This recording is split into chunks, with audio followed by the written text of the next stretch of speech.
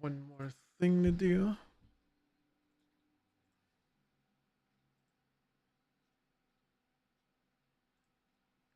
Okay. Then we can actually start things for real.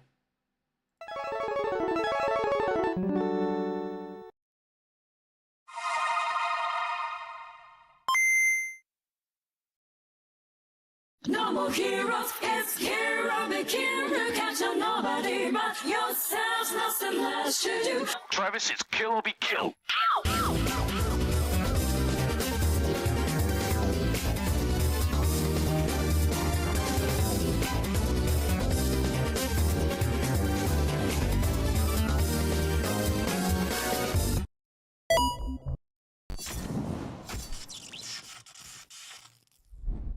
Good afternoon, everybody. Today is December 15th, Monday.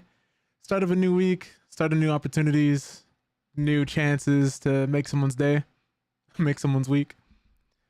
Today, we're just going to be discussing some topics around mental health and just some different gaming news, mainly surrounding Expedition 33, as well as some new games like Marathon, finally getting a release date, Larian coming out making a statement for that freaky trailer they made, as well as some other games too. And potentially some games coming up for the Xbox showcase they're having later. A lot of news. It's a lot of news. But before we get into any of that, before we get into talking about this gaming news, other games that have won awards, different accolades they may or may not have received, I think it's also important to stress, as much as we are online, especially if you're a content creator, an influencer, someone with some type of platform and some type of audience, I think it is important to form your own opinion about things and to have an informed opinion about things. Way too often, we have people parroting opinions. Hello, Ed Boys. Many doors yet? Too much for couch potato Ed Boys like yourself. Oh my. What's up, Atosa? I appreciate you popping in as well. What was I saying? Talking about the importance of having your own opinion and making sure that opinion is informed. Just because, like I was saying before, we have so many people going around parroting different opinions that aren't theirs. A good example are people talking about video games or movies that they haven't played or seen, comics that they haven't read, but still wanting to chime in and be part of the conversation about something they know little to nothing about, but still feeling so strongly and feeling the need to put that out there. It's really weird how common it's becoming. And then when you call these people out, then they like to say, oh, it's not that deep, it's not that serious. But a second ago, it was that serious and it was that deep. Or they hide behind the topic of rage baiting, which at times it gets really aggravating, depending on who you are and what the topic actually is. Because instead of having a deep, meaningful conversation, or even having the willingness to learn or keep an open mind, you have a lot of the times where you're finding that it just ends up being a giant waste of time. The conversation doesn't get any deeper. It doesn't go past the surface level, and you're left sitting there with a headache and a chip on your shoulder because somebody who has no idea what you're talking about or what you're involved in, what you may be passionate about, decides to throw their opinion out there and try to have a conversation about something they have no knowledge on, but like to come in and say it as if they're an expert on that particular topic or subject. One of the things I've gotten so bad is the term ball and gun gamer. Not the term itself, but the term who the people who the term was made for. For those who don't know, ball and gun gamers are people who come in, they have these strong opinions, and they're these people that normally stick to games like 2K, Madden, Call of Duty, FIFA, games with balls or guns in them, GTA. And if you're someone who goes through and plays those games by yourself and just minds your business, and I won't even necessarily say by yourself, but if you're someone who just comes home and plays those games and enjoys them for what they are, that's not who the term is made for. And despite some people believing otherwise, luckily it's not a derogatory term for black people. It's a term for people who only play those types of games and have these strong opinions for games they've never played. For example, Expedition 33, which is the game we're going to be talking about in a moment here, how many awards it won, the fact that it was nominated, I believe, over 13 times, most nominated game in Game Awards history. It took home 9 awards, so it became the game that won the most awards at the Game Awards in history, taking home 9, beating out games like The Last of Us 2. So that was cool. But you have a lot of people who've never even heard of Expedition 33, who've never even played Expedition 33, who are coming in saying the game didn't deserve to win Game of the Year. or they've never even played half of the games on that list for that matter. These are the same people who only play Fortnite, Call of Duty, Roblox, whatever mainstream game that it is, but that's free at the time, where wins meet, which those are all good games, mind you.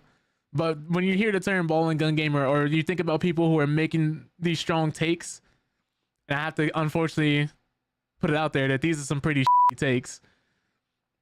These are the type of people I'm talking about. The people who have no type of knowledge on the subject they're talking about. And unfortunately, you can take that and put it with anything. Take anything, any topic you're passionate about, and just have a conversation with someone online. And you're going to find out that probably 9 times out of 10, the person you're having this conversation with, if it devolves into an argument, probably doesn't know what they're talking about. 9 times out of 10, typically. The other off chance they may just disagree with you and actually know what they're talking about. But you'll find out pretty early if that person does or doesn't. Gotta start nipping stuff like that in the bud, because it's becoming too common and too accepted.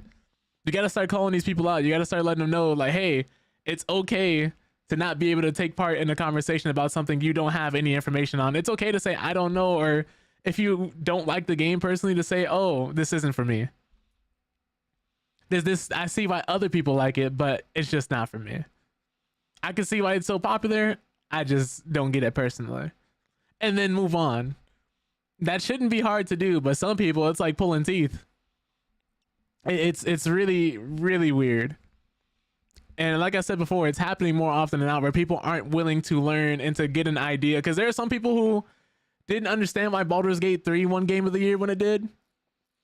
But then some people actually went back and played it. There are some people who don't understand why certain movies or TV shows are talked about the way they are. Another good example, Welcome to Derry. I've been watching quite a lot of it, or the Fallout TV show, or Westworld, or whatever it is you're passionate about, Breaking Bad, whatever it is that you like playing or watching or interacting with. It's no shame if you don't know about something to say that you don't know. It's no shame and not being able to carry a conversation about a subject you have no knowledge in. Can it be a little awkward? Yes, absolutely. But it becomes the foundation of starting a new conversation and maybe getting into another hobby that you really like. I think as times are progressing and as we're getting older, we're seeing the opposite happen. People, for some reason, are getting less and less likely to try new things. And no real buy-in to them either. It's not like people are asking them to buy the game or spend money on different things or to go out and immediately try something. But just the fact that they're unwilling to learn about something or have a conversation about a different subject, because you never know. It might end up being the one thing you grow to love. It might end up being your next obsession. It might end up being a nice hobby for you, or at the very least, a nice conversational talking point with somebody, which could lead you two to becoming closer. I think too often nowadays we're too quick to brush things off and to just ignore things that we're not naturally interested in. One of the greatest things about being a human being with free will is that you can just go and start doing whatever you want. You can just go out and start trying new things. If you decided one day you wanted to just go up and randomly start cooking, provided you have the ingredients and means, you can do that. If you're someone who wants to get into a new hobby or get into a new field, as long as you're willing to go through the means and the processes of learning that thing or learning about that thing, you're a lot closer to somebody who's like, oh, I can't do that, or oh, I don't want to do that. Oh, I'm not, you know, how many times have you seen a discussion happen where somebody says, I'm not reading all that? It's all unfortunate, man. It's all unfortunate. And I think it leads to a lot of shallow conversations, disappointed people, and a lot of confusion around a lot of different subjects. Especially if you're someone who's uninformed about different things going on, either around the world or just in the hobby that you're interested in. But there's some people who don't watch the Game Awards. There's some people who have no idea what new games are on the horizon. There's some people who've never touched a turn-based game, who've never touched an RPG, who've never touched, what's the word for it? JRPGs is another example.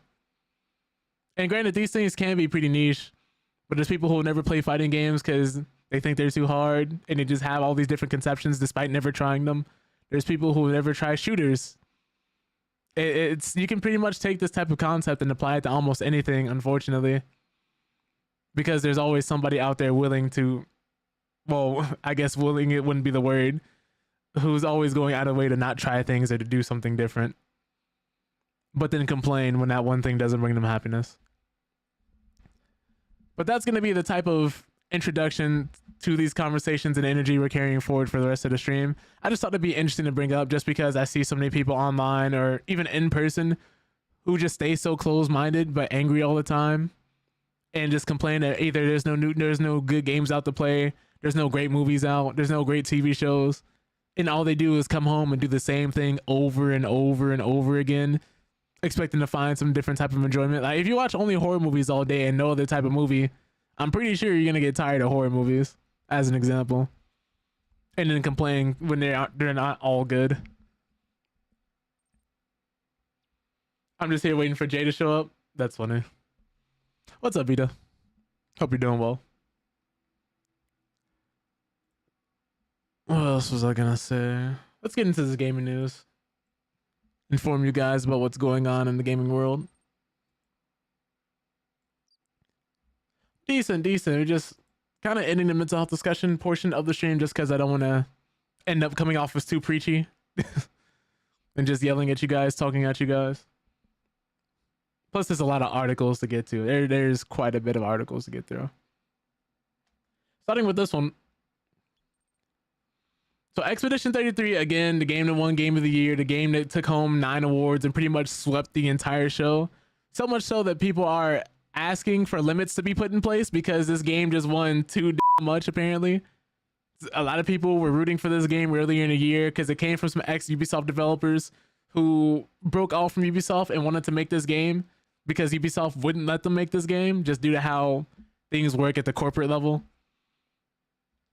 And now, apparently... Oh, I'm sorry. This is the wrong article. I put up the wrong article. I meant to pull up this one first. We're getting to this one next. Expedition 33 has gotten so popular and so big, it's gotten presidential congratulations after making history.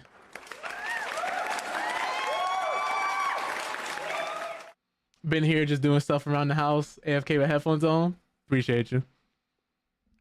So, the French president, Emmanuel Macron, has praised Sandfall Interactive for its work on Clair Obscur Expedition 33 after the critically acclaimed RPG swept the Game Awards 2025. However, his message drew criticism for some fans who recalled Macron's past, or Macron's, I'm not saying it right. I can't put like the accent on the end. But his past remarks blaming real-world violence on video games and accused him of using Clair Obscur Expedition 33's historic win to score political points. In the lead up to the December 11th event, Clair Obscur Expedition 33 made history with 12 TGA 2025 nominations spanning 10 categories. It ended up winning 9 of those, only missing out on Best Audio Design, which went to Battlefield 6. As such, Sandfall's turn-based RPG won 30% of all TGA 2025 awards, securing an unprecedented haul for a French production at the Los Angeles ceremony. He's still in office, thought they booped him out? I guess so. Let me see here. Here's the art they had for it. You know, here's a photo he posted actually from his official Instagram page, it looks like. Yeah, that's him. But in an Instagram post following the December 11th show, Emmanuel Macron congratulated Sandfall Interactive on its sweep, calling it a historic first and a great pride for Montpellier in France. This was not the first time French president acknowledged the award-winning title. He also praised Clair Obscur Expedition 33 in early May 2025 after the game had already gained significant commercial momentum and reviewer plaudits. This is right up there with the same energy as the Polish Prime Minister coming up and giving Obama a copy of The Witcher 2, which if you guys don't know, that's something that also happened as well. They were so proud of the game and loved the game so much. That man brought a copy with him and gave it directly to Barack Obama when he was in office to play. Which, as a developer, that's got to be the biggest pat on the back you can possibly get. The leader of your country coming in and handing your game off to another country's president. That's gotta be dope. That's gotta be dope. New criticism of his anti-video game comments, and while some Instagram users joined him in expressing congratulations and national pride, others questioned the sincerity of his remarks. Among the most liked responses to his December 12th post were references to a July 2023 press conference, during which the French president controversially blamed video games for inciting real-world violence. That's unfortunate. That statement was part of his comments on the widespread riots sparked by police killing of Nahil Merzouk. I'm so sorry if I butchered that. a 17-year-old French national of Algerian and Moroccan descent who was shot at point-blank range during a routine traffic stop in June 2023. The killing prompted protests in Paris, with demonstrators accusing the police of racial profiling. When they went on to say, it sometimes feels like some of them are experiencing on the streets the video games that have intoxicated them. And this is what he said at the 2023 press conference. Referring to the rioters, he later backtracked on that remark, stating that he wasn't trying to be critical of the industry as a whole. Video games are a culture and entertainment, a spectacle, the head of France said in September 2023. Noting that he was only criticizing the gamification of violence rather than the medium itself. Nonetheless, some Instagram users continued to reference his earlier comments while accusing him of using Clay Obscure Expedition 33's success to score political points, rather than offering a sincere message of support. You said you look at it like we support everything black, so they also support everything French. Fair enough. Fair enough. But yeah, see here, like we have the previous winners here: Destiny, Dragon Age Inquisition, Mario Kart 8, all winning 2, and of course Valiant Hearts: The Great War. Witcher 3 winning 3 awards, Overwatch winning 4, Cuphead, Hellblade, and Breath of the Wild winning 3, Red Dead Redemption 2 winning 4, Disco Elysium winning 4. This is a good game I actually want to go back and play. But I don't even think the company that made it is around anymore, unfortunately. The Last of Us Part 2 winning 7, Forza Horizon 5 at 3, It Takes Two at 3, God of War Ragnarok 6, Baldur's Gate 3 6, Astrobot 4, and obviously Expedition 33 at 9. So he blamed racism on video games? I don't know if that's specifically what he said from what we have here. I don't know if I could take that away from there.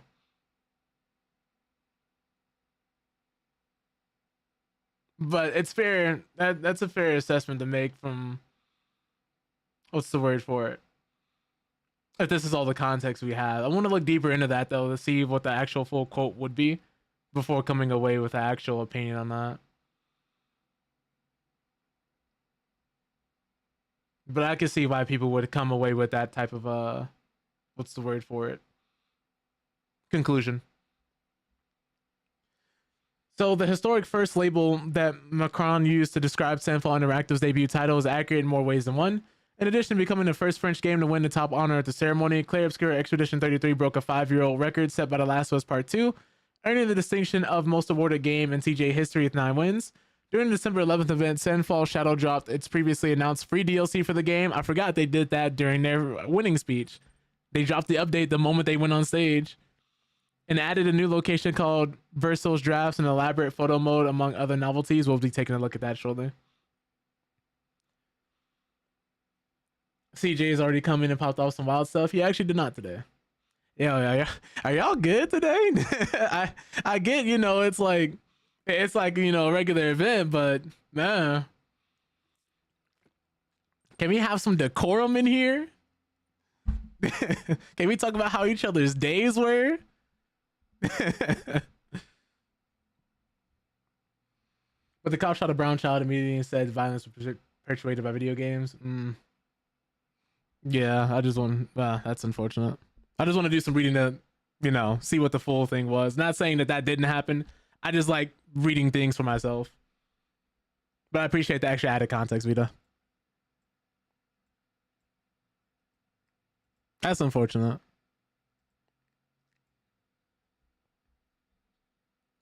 Let me see here. This other article we have going forward. Again, talking more about Expedition 33. Which fans can't get over just how difficult the updates, new bosses, and challenges are now. And they even have a pun here, take Claire.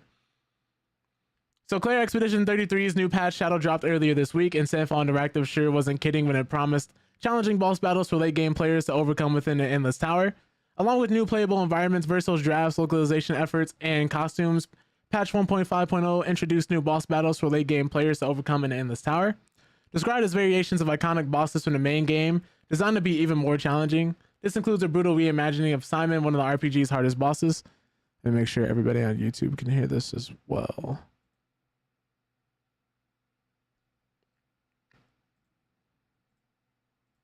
Okay.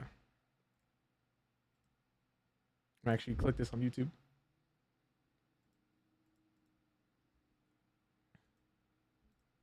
Oop, let me unmute this.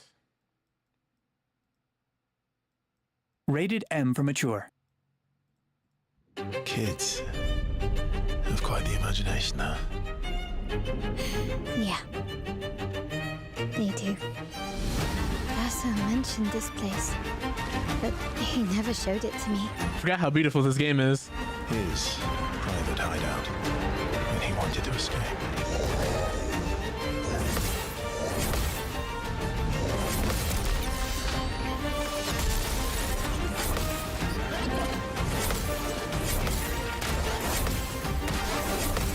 Nice try.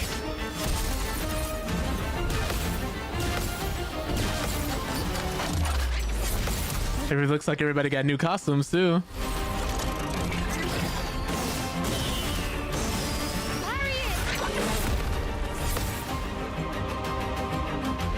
Yes. My hair is impeccable. Ooh, you're an artist then. Photo mode. Gotta have one of those. Au revoir, mes ennemis. Oh wait, is there anything else here? So that looks really good. So for anybody looking for more Expedition 33, definitely a game worth jumping back into. He said this looks like various places from the game, just not destroyed. How Kid Verso imagined them. They went on to say that almost unbelievably, the Divergent Star version of Simon is even more challenging in his brutal vanilla appearance, and social media is filling up with players who are stumped, shocked, and struggling not just with Simon, but with the new Red Ring diving board challenge too. Somebody said, I honestly played many games considered hard, but this is driving me insane. I beat Simon, an expert, within 10 tries, then Asquio, also an expert on my second attempt. But these 4 bosses in an endless tower are something else. I don't think I've ever encountered anything that hard ever, Simon especially. Yeah, the thank you update, the fact that this is them thanking their players. Somebody said another in the thread entitled, this DLC thing is a joke. Bro, I finally beat Asquio after hours upon hours of trying. The last battle took about 1.5 hours, no joke. And then I missed time a gradient attack at the end and it's all over. Oh man. No reserve team, no resurrection. So I'll just have to go through those 1.5 hours again without failing just to get another chance and probably fail the gradient parry again. I mean, overall, this DLC is amazing. This is something I honestly hate. I won't give this more tries. Probably I don't have 8 hours to waste to get maybe 5 tries of parrying something that leads to instant death. Don't forget about Hogwarts Legacy being free on Epic until the 18th. Yeah, I remember that too. For anybody looking to get a free game, Epic Games is doing their free games during the month of December this year again. Hogwarts Legacy being one of them. I think the whole list ended up leaking. So if that's something you're interested in, feel free to take a look at that. The previously revealed expansion of Clay Obscure Expedition 33 is available right now as announced at the Game Awards. Let me see here. They said back in October, apparently the update would include a bit of Wii and a bit of Woo. Okay. So that's nice. But they say this update came as a way of saying thank you to celebrate an incredible year. You really love to see it. The developers came out and they really showed out because they really love this game. And it's so nice to just really feel how much a studio loves a game that they made, something they worked on. It truly was a labor of love. Yeah, Asking in 45 minutes to an hour in your first try was a nightmare. Oh God. yeah. Speaking of more games though, apparently let's talk about the Xbox showcase, which it'll have more games than they can even fit into one direct. As they've confirmed, their first showcase of 2026 is apparently bursting at the seams. Another Xbox developer direct is planned for January, a senior Microsoft official has confirmed. In addition to name dropping one of the studios that will be featured at the event, the upcoming live stream will mark the first Xbox game showcase of 2026. The first Xbox developer direct was held in early 2023. Since then, Microsoft turned it into an annual event that always takes place in January, offering a preview of various first, second, and third-party Xbox games that are nearing completion. That trend is now set to continue for the 4th consecutive year. In a recent interview with Variety, head of Microsoft Studios, Matt Booty, I always forget that's his name, confirmed that the company has another Xbox developer direct planned for January 2026, as was the case with the first 3 editions of the show. The event will be focused on previewing various Xbox titles set to be released over the course of the year ahead. However, the circumstances are slightly different this time around, as Microsoft is dealing with a good problem to have. This year, we've got more stuff coming up than we can fit into one developer direct show. And he went on to suggest that Xbox's generational run of games is set to continue into 2026. Aside from sharing that the big 2026 content promise, the Microsoft executive has also revealed one of the studios that will be featured during the January showcase, Playground Games. Given the event's focus on soon-to-be-released titles, this suggests that the next Xbox Developer Direct will feature Fable, Forza Horizon 6, or both. Fable was delayed to 2026 this February, whereas Forza, I almost said Horizon there. Forza Horizon 6 was announced with a 2026 release window in September. If only one appears at the showcase, the new Forza Horizon title seems more likely of a candidate, as it is already rumored for a first half 2026 release, whereas there's still no word on a specific launch window for the Fable reboot. The past two iterations of Xbox Developer Direct were held on the penultimate Thursday of January. If this pattern holds up, the 2026 showcase will take place on January 22nd. And in that case, Microsoft will be expected to officially announce the showcase with a concrete date between January 8th and 13th. Based on this typical communication cadence, and the announcement may also include confirmation of some of the games that will be featured at the event, which was the case in previous years. Most, if not all, titles that will be shown during the 2026 Xbox Developer Direct are likely to be day one Xbox Game Pass releases. They better be after raising that to $30. Let me see here. While the first three Xbox Developer Directs featured plenty of games from Microsoft-owned studios, third-party titles have also regularly appeared at the annual event, ranging from smaller indies to more ambitious projects. For instance, one of the highlights of the Xbox Developer Direct 2025 was the release date announcement for Expedition 33, which turned out to be one of the most critically acclaimed, commercially successful, and universally beloved games of the year. The same event featured the reveal of Ninja Gaiden 4, and while its previous two editions showcased everything from Visions of Mana to Aura, History of Untold, indicating that the 2026 Developer Direct may also offer notable content variety. And then these are the games they have listed that might be coming out in 2026 that either have a confirmed release in 2026, we don't know, have no announcement stated. But looking at the slate of high-profile first and second-party Xbox games currently in development, several titles appear to be strong candidates for the January showcase, in addition to Fable, Forza Horizon 6, which Booty himself hinted at. In Exile Entertainment's Clockwork Revolution and the Coalition's Gears of War E-Day are both expected to launch in 2026.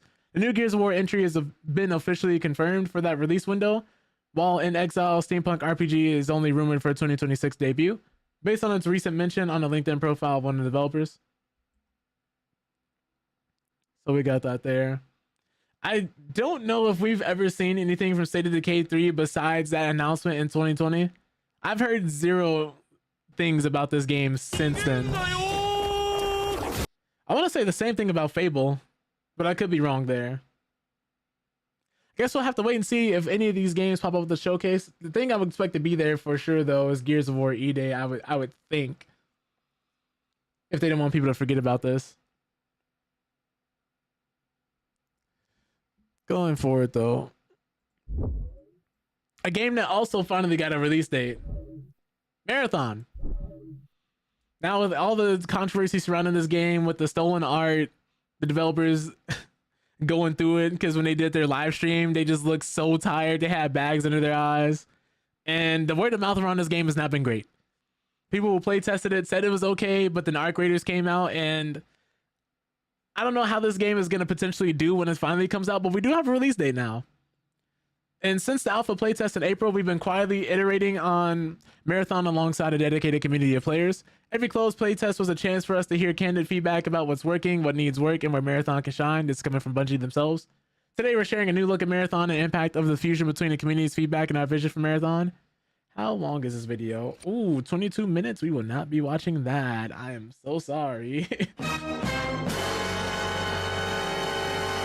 Do not have the time currently. But the release date is in March of next year, and it's targeting the price of $40, and they'll announce additional regional pricing as they get closer to launch. Purchasing Marathon will give you full access to the game, including a roadmap of free gameplay updates as the year progresses. This will include new maps, new runner shells, events, and more, starting with the exploration of the UESC Marathon's Cryo Archive in Season 1. We also want to ensure you are logging in because you love the game, not from fear of missing out. So Marathon's rewards passes will not expire, and you'll be able to purchase and unlock prior passes. Finally, and most importantly, we believe in preserving competitive integrity in Marathon, so survival will never come down to how much money you spend. We'll share more about our plans for seasonal content, a roadmap, and details, and when you'll be able to try the game as we get closer to launch. And then here's some highlights as far as features and things that are implemented into the game. Apparently they'll have, oops, let me zoom out. I zoomed in a little too far there. Apparently they'll have proximity chat, solo queue, Rook, which is a new runner shell. I guess this is like their different characters or body types. Not entirely sure how that works. Ways are doubling down on a dark, gritty, and grounded sci-fi world, so it seems like they're doubling down on the art style and the atmosphere. Improved visual fidelity and immersion, including the actual people dropping as corpses in the game to decay over time. Deepened environmental storytelling, audio being better. 4 zones, so 4 new maps. 3 surface zones, and the first zone in the ESC Marathon Cryo Archive, which is the end-game challenge. Weapons and mods, different ways to customize your gun. Runner and shell archetypes, factions progression. So they'll have different jobs for you to do in-game as well. If you played Escape from Tarkov or Arc Raiders, I'm pretty sure you'll be familiar with the system. And apparently the Codex, a collection of your achievements and narrative discoveries, progress to earn, exclusive cosmetics, and lore. That sounds nice.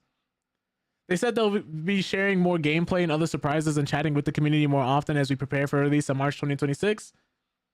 And say you can keep up with the latest news basically on appears to be most social media platforms people are using. Discord, Twitter, Instagram, TikTok, YouTube. And they said they look forward to getting Marathon in your hands next year. Are you guys excited for this? Was anybody waiting for Marathon? Is anyone playing Arc Raiders and deciding not to play Marathon? I'm just trying to get an idea of who may or may not be looking into this game. I think if it was free, more people would probably be willing to give it a shot. But for $40, I think it's a big ask. We'll have to wait and see, though. I never absolutely hope anything is going to fail as far as new games and new IPs. So I'm hoping they find an audience and that the game ends up being good. Speaking of good games, we might have a new Alien game on the horizon. Apparently a new Alien survival horror game leak sounds like a dream come true for Isolation fans. Keep in mind this is a rumor, so take it with a grain of salt. Nothing's been fully confirmed yet. Over 4.5 decades since Ridley Scott's iconic sci-fi horror film Alien first made its debut in theaters, the franchise is still going surprisingly strong, with an alleged leak teasing a brand new Alien survival horror game set to drop in 2028. A variety of Alien video games have been released over the years to varying degrees of popularity and success, and the modern resurgence of horror classics seems to be playing in favor of another fresh jaunt through the terrors of space. Fans of survival horror video games are no doubt intimately familiar with the 2014 smash hit title Alien Isolation, which was great, and I do agree was horrifying. If you guys haven't played it and you like horror games, give it a shot. You might like it. Which was praised by critics and audiences alike for its quick thinking and quick learning AI xenomorph enemy, immersive sound design, and franchise-consistent storytelling. While players have been able to enjoy the series through recent collaborations like Ellen Ripley and the Xenomorph in Dead by Daylight, the latter's 2025 skin in Fortnite, fans who prefer a more isolated horror franchise single-player experience may have a brand new survival adventure to look forward to. According to the alleged inside sources speaking directly to Insider Gaming, a new game in the Alien franchise is currently in development at Eidos Montreal, the studio that worked on games like Shadow of the Tomb Raider, Deus Ex Human Revolution, and the 2014 iteration of Thief. Documents claim to list 3 separate characters who will appear in the game: main protagonist Aubrey, potential villain Ryuzo, and the mysterious Ripley 8. Further details show that the upcoming Alien title will feature a blend of different gameplay mechanics that encompass combat, platforming, and puzzle solving. Aubrey is said to have a grappling hook and a pair of magnetic boots, among other items and tools, though it is unclear if these will be specifically for platforming or if they may also be helpful with combat and puzzles.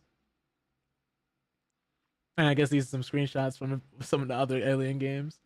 But similar to Alien Isolation, this new rumored Alien experience is said to utilize a player tracking xenomorph AI system that will allow the titular alien to adapt and react based on player actions throughout the game. However, the xenomorphs will not be the only enemies for players to fight against, as spec op units will also be hunting the players down as they try and survive aboard a decaying spaceship. The game overall has been described as a single-player arcade survival horror that is best summed up as Shadow of the Tomb Raider with xenomorphs. As such, players will need to utilize a mix of problem-solving, stealth, navigation, tactical combat, resource management, machinery repair, and even code cracking to overcome all the challenges lying ahead. So maybe a spiritual successor to Alien Isolation, not really a direct sequel, but another game that takes place in that universe with that same type of atmosphere and gameplay mechanics. because that's what it sounds like. One important note is that while the studio is aiming for a 2028 release, the game is still deep in development, and there is always the possibility that major changes could be made prior to an actual launch, which itself could possibly be delayed if needed. A final tantalizing morsel for longtime franchise fans is that the original Ripley actress Sigourney Weaver has been reached out to about potentially reprising her role for the new Alien game, though nothing beyond the first approach has come to fruition yet. Alien is not the only classic film franchise to see revival through video games in recent years. The announcement of a single-player Hellraiser game sparked massive enthusiastic celebrations among horror fans, with many grateful to see the terrifyingly notorious Pinhead and his deadly Cenobites finally set to bring audiences into their own unique realm of torture and suffering. Both Hellraiser and Alien are frequently ranked among the best horror franchises of all time, so it should come as no surprise that many horror fans are keeping their fingers crossed that the confirmed Hellraiser game and the rumored Alien game will both offer terrifying new experiences for gamer to delve into in the years to come. This I'm really excited for if it ends up being true. Like, if they come out with a trailer or something more concrete, I would love to see a new Alien game, because Alien Isolation was horrifying. It was scary. It was a really good game. So if we're getting another game like that in the Alien franchise, we'd love that. Would love that. Only thing I think I would love more than that is a new Aliens versus Predator game, but I wouldn't hold my breath for that. Would not hold my breath for that. Let's see what else we got for you guys here, though. Since we're on the topic of horror games, let's talk about Resident Evil. Add some more details about how the gameplay will be split up, and the fact that there's 2 characters starring in it. That's great. As Resident Evil Requiem reveals how much you actually get to play as Leon. Resident Evil Requiem will give Leon S. Kennedy about half of the game's runtime as a controllable character, according to new statements made by the game's director. Many fans of the horror game series have been waiting patiently. I think they meant to put patiently here instead of patently. For the chance to step into the role of Leon again, and Resident Evil Requiem looks ready to appeal to that section of the fan base in a big way. Rumors about whether Leon would be appearing in the upcoming Resident Evil game have been swirling for a long time, but a solid answer was recently made during the Game Awards 2025. There, a new trailer for Resident Evil Requiem confirmed Leon's return to the franchise, though it didn't actually show him until the last minute of its nearly 3.5-minute run, as he comes to the rescue by scoring zombie headshots with his trusty sidearm. That was likely a clever ploy by Capcom to build up suspense during the Game Awards' biggest night of the year, and it seems to have paid off, as posts across social media the following day are celebrating his inclusion in the game. What's funny is, with him being as old as he is, I believe Leon is what, 48, 49 now? Some people started editing him into a wheelchair as he's fighting all these different zombies and different BOWs. He's not even that old. But while the Game Awards host Jeff Keighley clarified that Leon will be a playable character in Resident Evil Requiem, that statement still left the question of how much time players will get to spend with him. Fortunately for his fans, director Akifumi Nakanishi cleared up the issue in an interview with Automaton, stating that about half the gameplay sections will see players controlling Leon, with the other half going to fellow protagonist Grace Ashcroft. Since the game's reveal at Capcom Showcase in July 2024, Grace has been portrayed as the game's main and possibly only protagonist. Capcom's leadership had previously decried multiple leaks about Leon's presence in Resident Evil Requiem as fake news, though that comment was aimed at specific doctored images circulating online and did not outright state that he wouldn't be part of the game. Now, Nakanishi explained that while Grace will serve players well during the pure survival horror sections of the game, Leon is more suited to Resident Evil's action game aspects, and that is the role he will be performing this time around as well. Leon has changed a lot over the course of the series, and the director feels his background will take charge attitude mean he isn't well suited to horror, so players shouldn't expect to find him uncharacteristically cowering in fear of undead monsters, nor should they expect to experience the game's biggest levels of terror when he's the one they're controlling. So it sounds like they're going to cut this into 2 different experiences, maybe covering both aspects that are beloved by fans of the franchise, that being the horror and the other being the action, especially for all the people who are big fans of Resident Evil 4 and maybe got into the series around Resident Evil 5 or 6. Seems like they're going to have something for you with these Leon sections by having the action. And then if you're someone who's seeking that more claustrophobic, atmospheric, horrifying, Alien Isolation-esque experience, you'll have that with Grace. Yo, what up, Mike? How's it going? How's it going? I saw you live today playing Arc Raiders. How was the rest of the stream, bro? Appreciate you popping in. Thank you so much. Hope all is well. Let me finish reading this article, though. So instead, that role will be handled through Grace Ashcroft's story, and Nakanishi hopes that fans will react well to the duality of the two hero roles as Resident Evil Requiem transitions between two distinctly different styles of gameplay. While the game will always have just one unified story, Leon's a hardened, longtime veteran of the Resident Evil's biggest horrors. While the director described Grace as the biggest scaredy cat in Resident Evil history, both characters' arcs will provide their own variety of intensity, and he portrayed the shift between them as being likened to jumping into a cold bath after sitting in a hot sauna.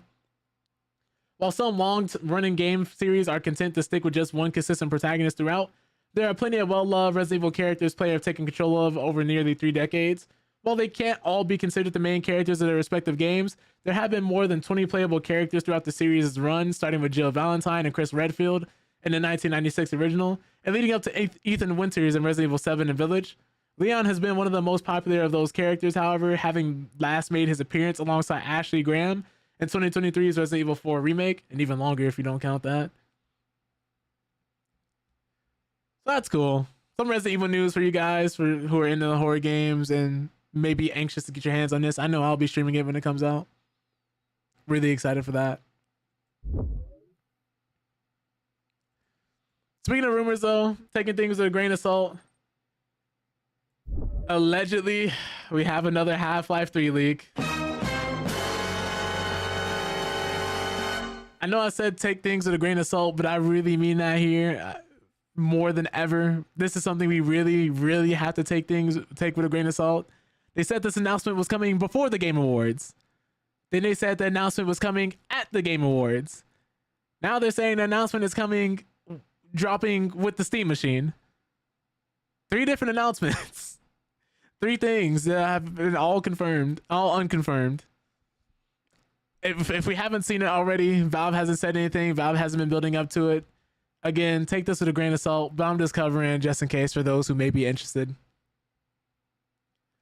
According to the new rumors, the heavily rumored Half-Life 3 may still show up, but as a Steam Machine launch title. Half-Life fans have been asking for a sequel to the acclaimed Half-Life 2 for over a decade, to the point that Half-Life 3's existence, or really lack thereof, itself became a meme on social media. Fans have been seeing signs pointing to a 3rd chapter in the series everywhere, and eventually they were all debunked by the repeated absence of Half-Life 3 at major gaming events and showcases. The rumors of the 3rd installment's existence and upcoming first look have been wrapping up for a few weeks now, and it was expected that Half-Life 3 would show up at the Game Awards 2025, but it didn't. This is arguably the best place for upcoming reveals of video games, as it's one of the most anticipated events in the industry, possibly the single most important. As such, not showing up at the Game Awards 2025 could be another nail in Half-Life 3's coffin, but new rumors reaffirm that the game is indeed real and that it will be a launch title for Valve's upcoming Steam machine. Recently, Insider Gaming's podcast, Insider Gaming Weekly, had Mike Straw reveal that he has spoken to undisclosed sources about Half-Life 3 and Valve's plans regarding the game. Straw stated that his sources are all adamant about Half-Life 3 being a Steam machine launch title. On Twitter, Straw also shared a post about Half-Life 3's no show and no reveal, possibly being tied to the price and release date of the Steam machine not being definitive just yet, implying that the game could be revealed once those details are made public and pre-orders become available. It went on to say, this is honestly a thought that I can agree with. Our pricing and release date talks still taking place. If so, holding back on other announcements make a ton of sense. Oh yeah, Vay. Valve's Steam machine has been front and center of recent speculation as it's marketed as a high-end PC console hybrid. The Steam machine's price is still up in the air, but the piece of hardware is supposedly releasing in Q1 2026, which gives further credence to the recent rumors that Half-Life 3 could be a launch title for Valve's new platform. If this is true, the fact that Half-Life 3 didn't show up at the Game Awards does put a deadline on sorts of its alleged reveal, as it should be officially announced around that time pre-orders go live. I will say something that may not be correct here is Valve markets this as a mid-tier PC.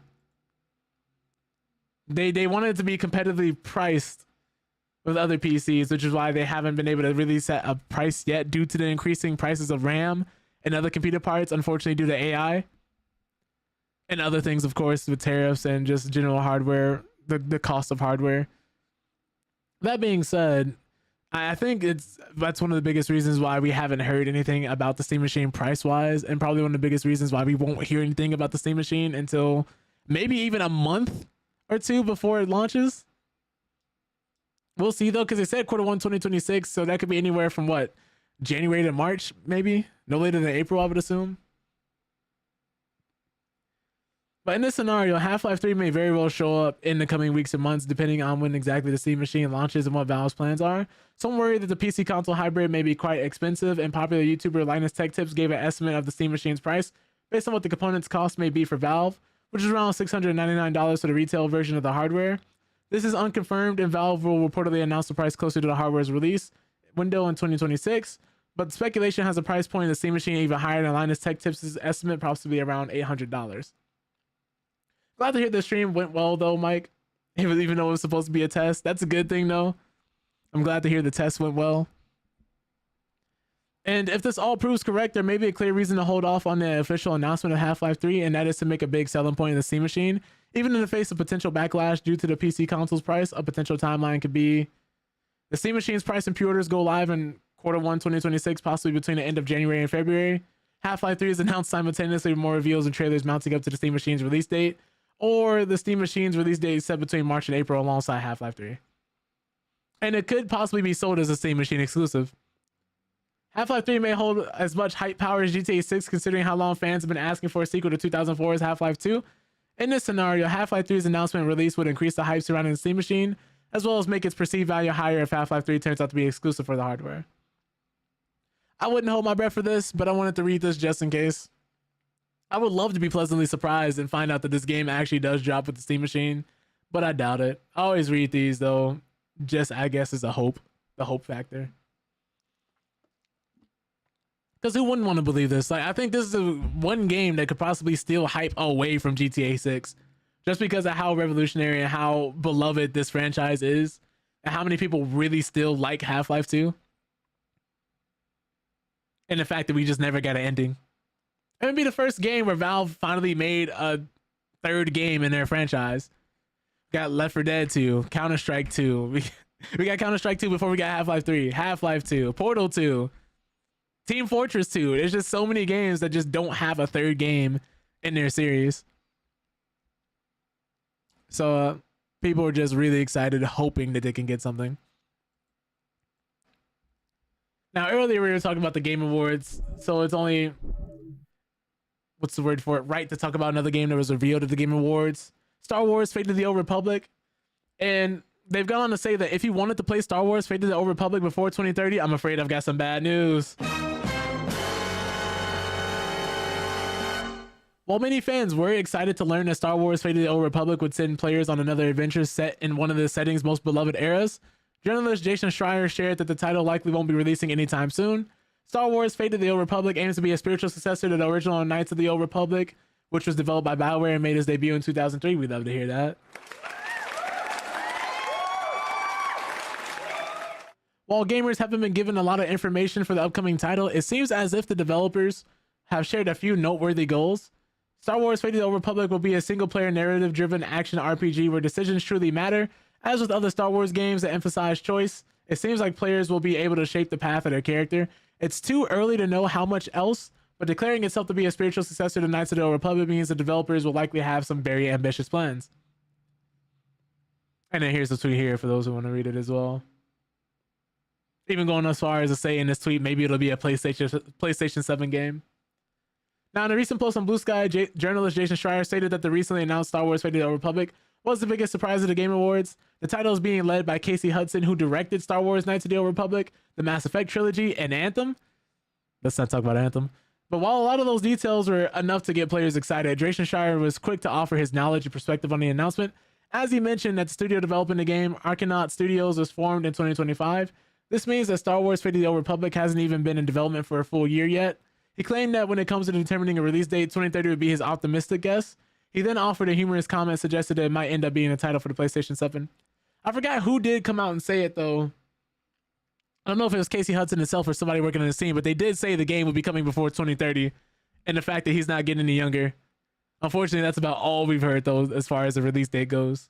That could be in 2029, it could be in 2028. You don't know. But in the comments, plenty of gamers were quick to express their disappointment as they had hoped the title was further along in development. One person in the comments stated that they view announcements like this as non-news, especially when they don't come with a look at any gameplay or even an official release window. Jason Schreier responded to the person agreeing and added that half the time they get canceled, unfortunately. As evidence, he pointed out that Monolith's canceled Wonder Woman game was announced in a similar fashion during the Game Awards in 2021. And while there's no way of knowing what will happen in the future, a lot of players are hoping that this title will cross the finish line, even if they have to wait for quite some time. I really, really hope that we get past this era of dropping a teaser or a trailer only with no gameplay or even a semblance of a release date. I really hope more studios would take the approach of just holding the game, waiting, and maybe give like 2 or 3 years of a wait if you really, really have to make people wait. But at the very least, having some type of release date and dropping some gameplay, I think that would be a lot easier of a pill to swallow rather than giving us a teaser and us having no idea when the game is coming. And while fans may not be able to get their hands on Star Wars Fate of the Old Republic anytime soon, there are some other titles within the Star Wars universe that could be coming much sooner. For instance, the game Star Wars Galactic Racer was also announced at the Game Awards, and it's expected that the title will be released at some point in 2026 for PlayStation 5, Xbox Series S and X, and PC. Gamers haven't been treated to a proper racing game set in the Star Wars universe for quite some time, as the most recent Star Wars title, Racer Revenge, which was originally released 23 years ago in 2002.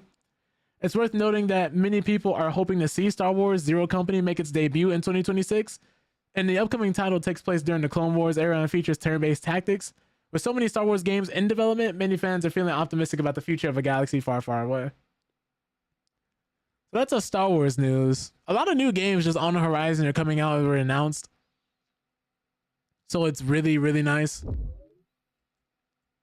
And speaking of more games like that on the horizon, Larian, Divinity. They've apparently revealed that Divinity will be its biggest game ever and that it'll be even larger than Baldur's Gate 3. Which, of course, this game probably didn't catch you off guard if you're one of the people who saw them file the trademark for Divinity and did the digging afterwards.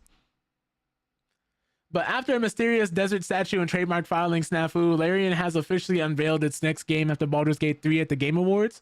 Larian is returning to its homegrown fantasy series with a new entry simply titled Divinity.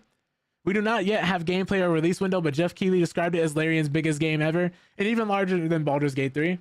After some surprise live antics, including performers being hosted over the crowd in a high-wire act, we got a pre-rendered trailer showing a much darker sort of game than we're used to from Larian.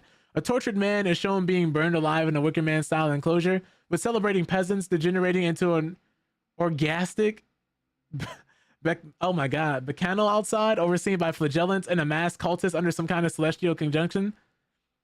I will say, as far as tone and darkness, it kind of fits closer than it does in Divinity, and Baldur's Gate gets pretty dark too, but Divinity Original Sin 2 literally has you starting out as a slave on a ship where people are just treating you as less than garbage and will murder you without a second thought. So I get it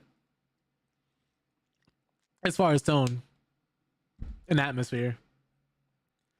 This predictably unleashes some kind of unholy force that attacks the revelers, and after a fade to black, we can see that they've been incorporated into a gruesome amalgamation of bodies in the shape of that mysterious desert statue everyone's buzzing about. Well, now we know it was neither a portent of the end times nor a marketing stunt for the Elder Scrolls 6, and honestly, this is an equally exciting use case for a hell obelisk as far as I'm concerned. Shortly after Baldur's Gate 3 took the world by storm, Larian shocked everyone by revealing they will not be making an expansion pack or sequel to our 2023 Game of the Year and two-time Top 100 champion. The studio subsequently revealed to us that it had 2 projects in the pipeline. Smart money was that at least one of those would be a return to Divinity in its world of Revelin, the setting for all of Larian's mainline games before Baldur's Gate 3. The name Divinity has big reboot energy, and it's unlikely that Larian is aiming to throw the lore book at all of its incoming Baldur's Gate 3 fans.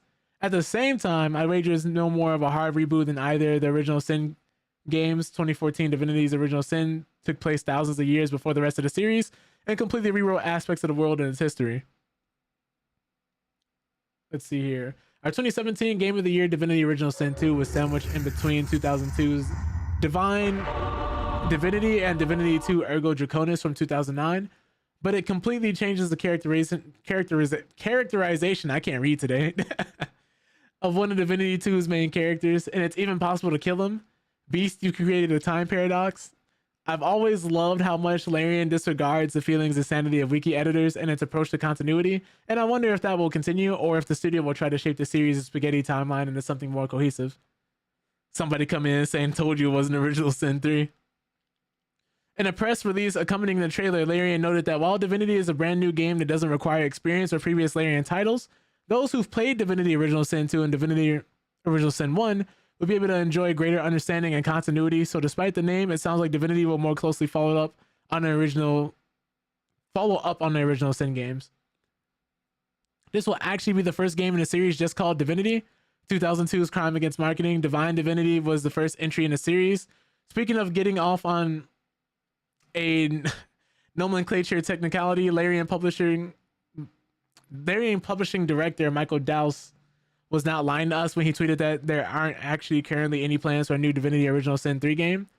This is something Larian founder and CEO Swin Vink touched on in a press release. Despite our long history with the series, this is our first game entitled Divinity. We're ready to bring everything we've done previously into one place, and this marks the beginning of something with more breadth, depth, and intimacy than we've ever created before. We've been building towards this moment ever since we took fate into our own hands, and this is the Divinity we've always wanted to make, and you're going to have loads of fun with it. So Divinity does not yet have a release date or window. We don't even know if Larian will pursue an early access model again, but we've got our ears to the ground for any further information. And Vink himself took to Twitter to talk about the announcement a bit more. I don't think I've ever been so nervous about an announcement as this one, but here it is. This is our biggest, most ambitious RPG yet, and we can't wait to show it to you. So all good things, all good things. It sounds like they're going to be taking everything that were in the original Divinity games, Baldur's Gate 3, and just combining them into this game, the biggest game, the game they wanted to make from jump probably. Which is nice, because not every game they make has to be super huge or super big. Divinity Original Sin 1 and 2 weren't. They were very dense and had some depth, but they weren't 200, 300, 400, 500 hours. They were decent lengths. And it seems like this is going to be their magnum opus if we're lucky. Their best game they've ever made so far. In a universe they have complete creative control over. So we'll be happy to see that game when it finally drops, I'm sure. Also, let's talk about that freaky ass trailer. Because apparently they have an explanation for that trailer and why it was the way that it was. Divinity's publishing director said the trailer aimed to treat audiences with intellectual respect rather than shocking them, and it's about trying to match their powers of comprehension so that it resonates. I don't know. I don't know. And as far as like detail, I'm not sure. But I thought I just wanted to add that for you guys. Got a few more articles to get through, and then we're probably going to be playing some Marvel Rivals. I know I talked about Arc Raiders earlier when we talked about Marathon, but this I just found kind of crazy. Apparently, some Arc Raider players are skipping the grind and just buying blueprints on eBay.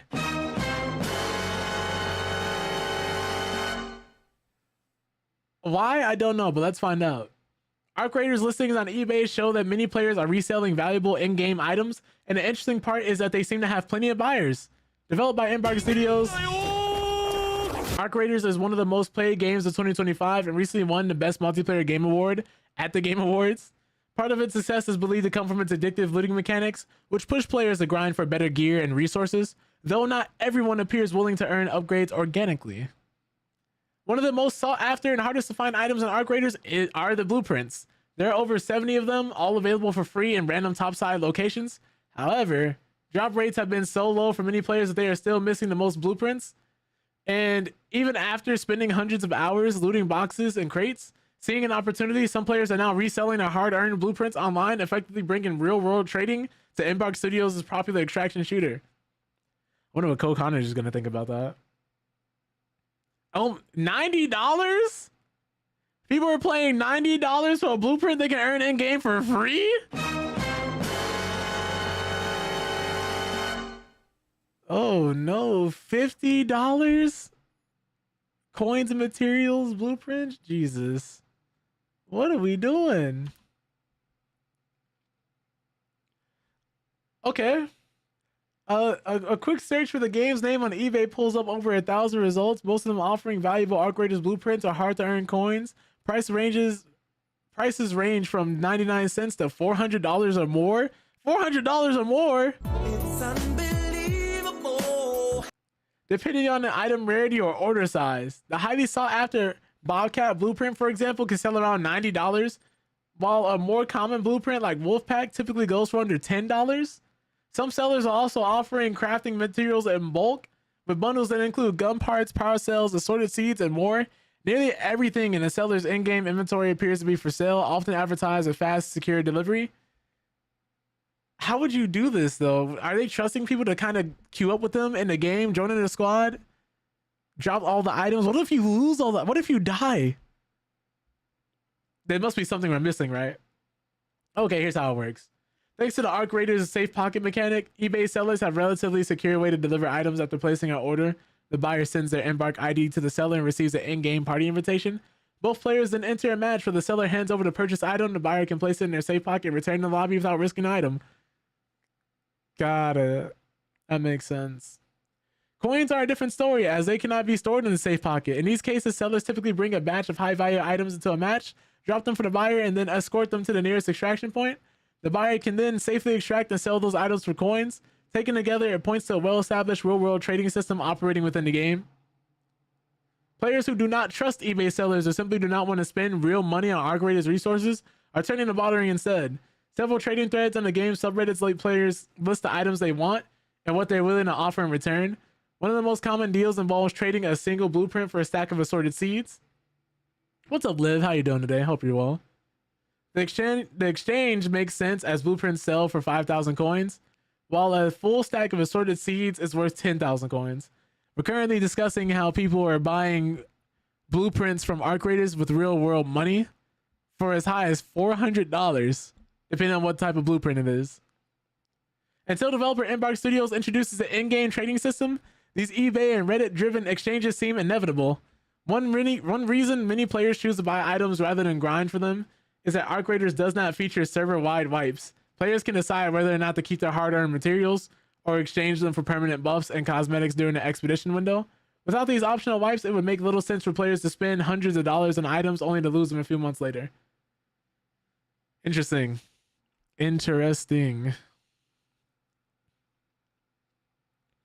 Now, in the early days following Arc Raiders' successful launch, fans turned to the game's official Discord server to stay connected with both developers and players.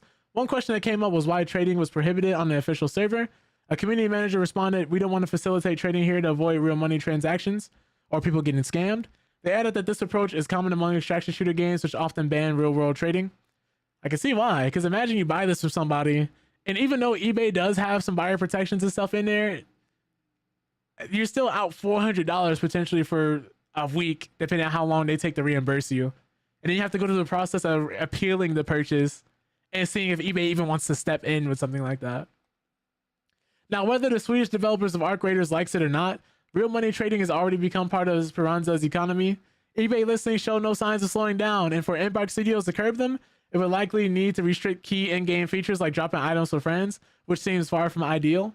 That said, Arc Raiders' current roadmap and future plans the developer has for the game in the coming years could hold surprises, potentially including an official in-game trading system to help limit RMT.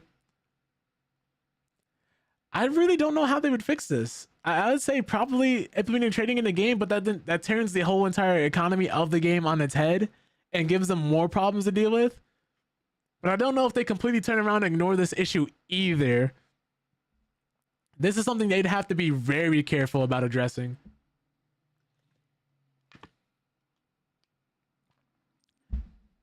I don't know how they would go about doing this, though. Moving on, though.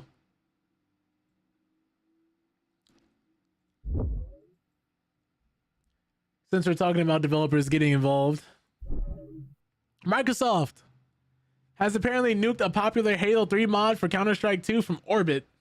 I guess this is a quote from one of the actual developers who worked on it. "Make sure you give your thanks to Microsoft." I hate every time this happens.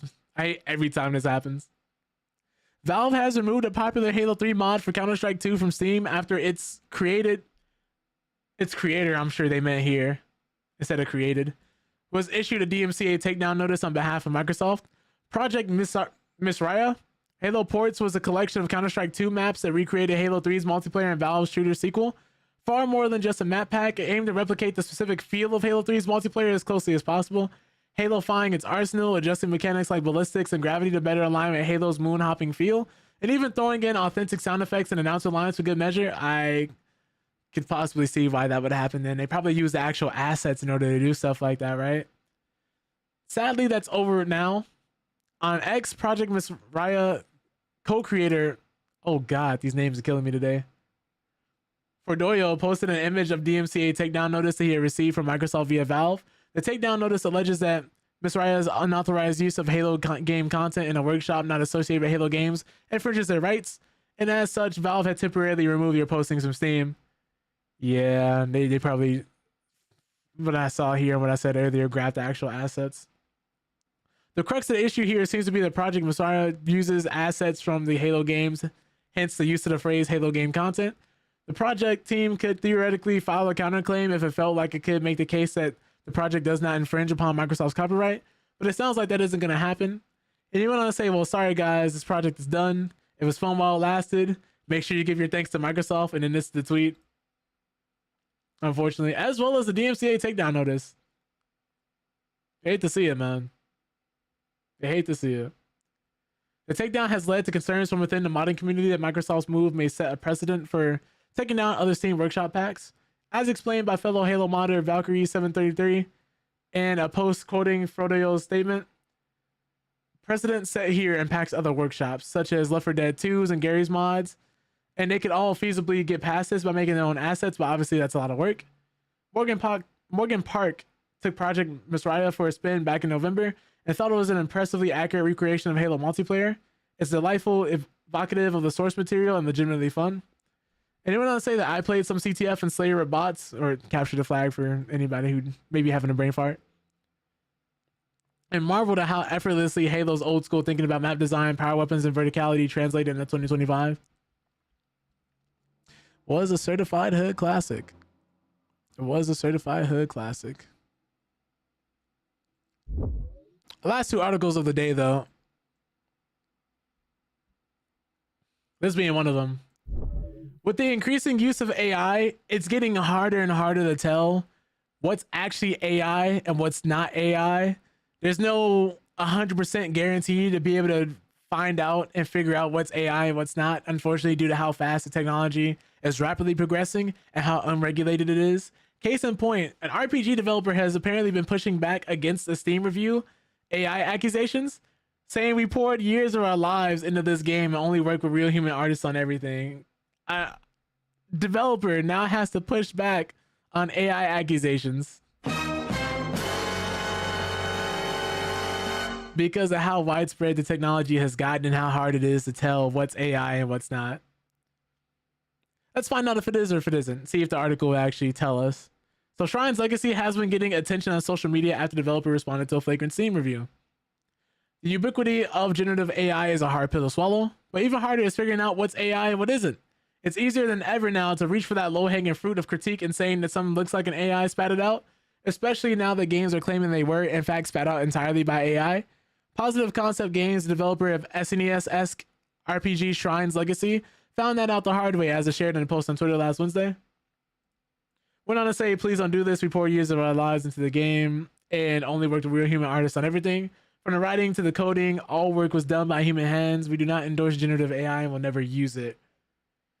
First words out this person's mouth, AI slop. Jesus. It's unbelievable. Game is 100% AI generated. Story is dog shit mixed with cat shit. Oh my god. The story starts off with some weird stop it stepbrother vibe where apparently your sister, and apparently the developers had to tell people in the comments in the review it was the character's sister because everyone found it weird, asked to go to some pond with you to watch the sunset, and then you start holding hands, and then some side chick comes and wants to be your main chick, and then just all F4 the game. Writing is absolute dog. They use words like you turd. What the f? This is this person's review. Color palettes don't match. Game is 100% AI generated, including the text. Also, just look at the discussion forum. The developer is perma-banning people for bringing this up. The game was made in ChatGPT. I am refunding this game, and you should too. Not even worth getting it on the high seas, matey. Oh my god. Could you imagine? Because I'm not saying they did or didn't use AI, because of course I don't know. But could you imagine being a developer who's been pouring your absolute heart and soul into a game, but because this technology is the way that it is, people who don't like your game or your art style may not be as pronounced, and it may even look a tiny bit generic. You have somebody you don't know review bombing your game because they even think they can smell AI in your game. That's awful, man. That's awful. They could also be right, but if they're not, that just sucks.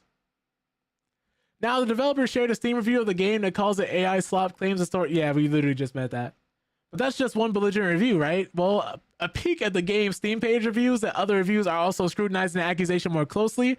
One other review shares the image of an old Twitter post from a developer where it's seen using an AI tool for April Fool's joke, though the art isn't in the game and the punchline of the joke is to use AI. Let's look at it, see if they still have it up here. Found a cool AI that we're going to be using to make our portraits for Shrine's Legacy from now on. Rio and Mala have never looked more HD.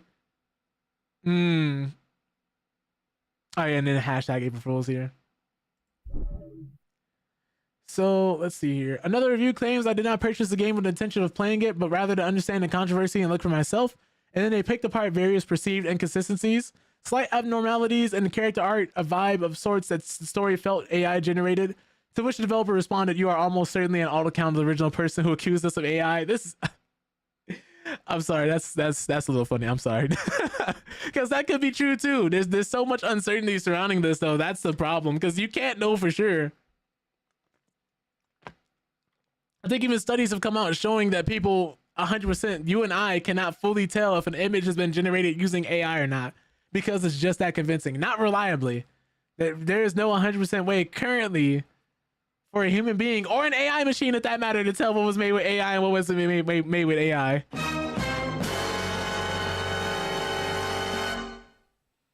But Positive Concept Games maintains that AI was not used in any part of the development process. And as long as we're going off vibes, I don't see any of the uncanny hallmarks of AI art in Shrine's Legacy trailer and screenshots.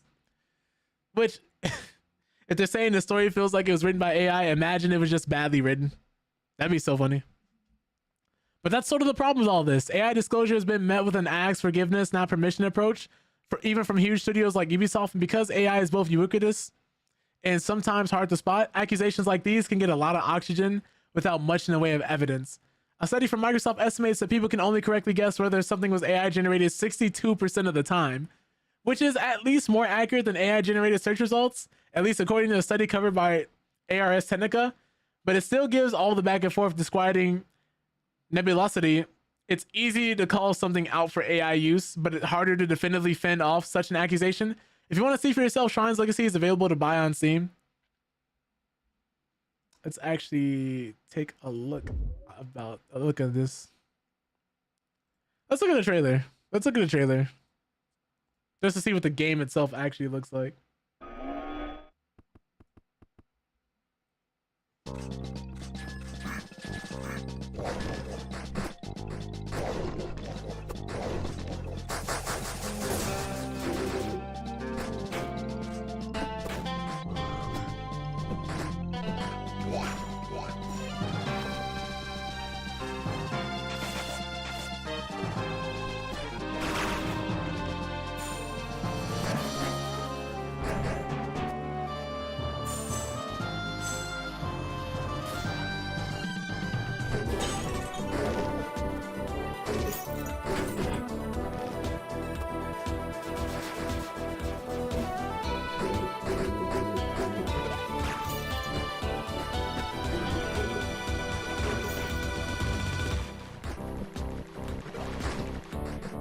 I don't hate the look of this. It looks decent.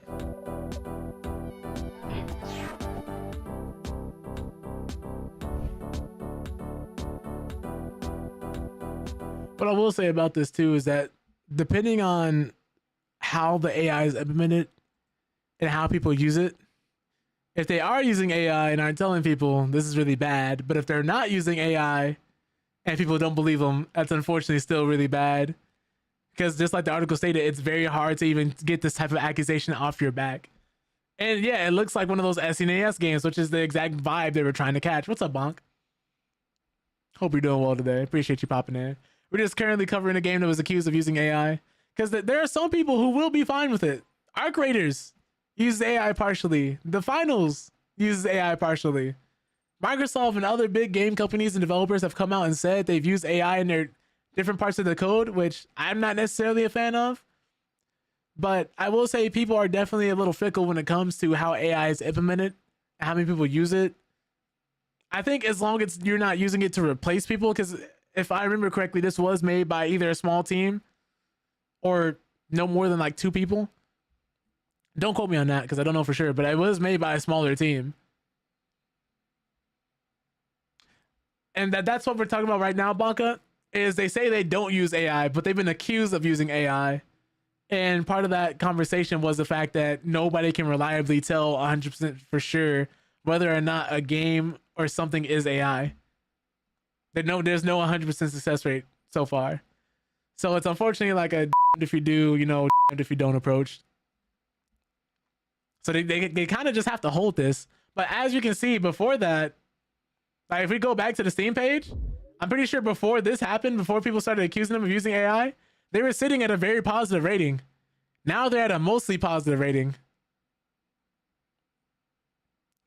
And this game came out in October, so we'll have to see. We will have to see. And people were taking that April Fool's joke as them being 100% serious and saying they were using AI in the game, but it was clearly tagged as an April Fool's joke. But people don't like to read.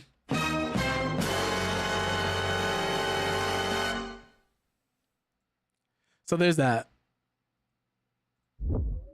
And since we're talking about Steam games and games that have come out, reviews and things, I think this is important to put into perspective.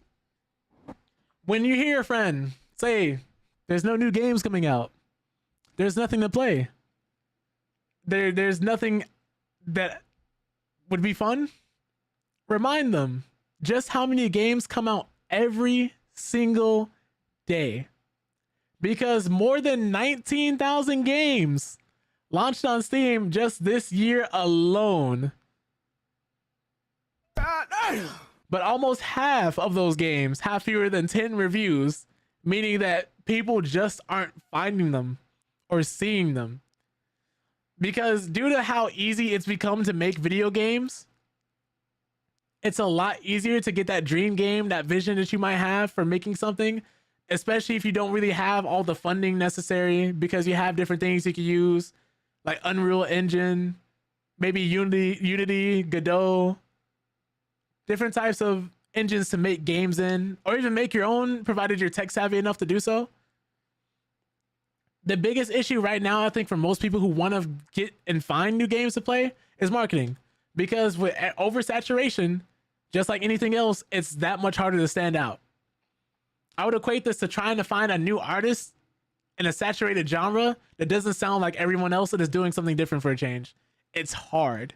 It is not easy. You have to actively go looking for it and not get caught up in the giant crowd of everybody else who sound the same or doing the exact same things. A lot of indie games, a lot of indie artists, a lot of people who are independent, not signed with a big label, anything else like that. Sometimes no, not sometimes. A lot of the time struggle to get their game seen. Like, yes, we do have games like Hollow Knight. We do have games like Undertale and Deltarune. We do have games like Expedition 33, which was one of the games that got lucky in terms of marketing and actually people seeing it. But how many other Expedition 33s or Undertales or Deltarunes that you might think we have out there, Hollow Knights, that might be out there and people just didn't play? Because even Blueprints, a game that was nominated for Game of the Year, a lot of people I know didn't play it. Didn't even know it existed. Had no idea what it was. Just because there's so many games coming out every single day. 2026 is already stacked and chock full of games. Both announced and unannounced. Both having a release date and not having a release date. Just saying releasing sometime in 2026. How many of those games coming out in 2026 do you actually have time to play? But more than 10% of games from this year haven't been reviewed at all. And there are, as you may have noticed, a lot of video games nowadays.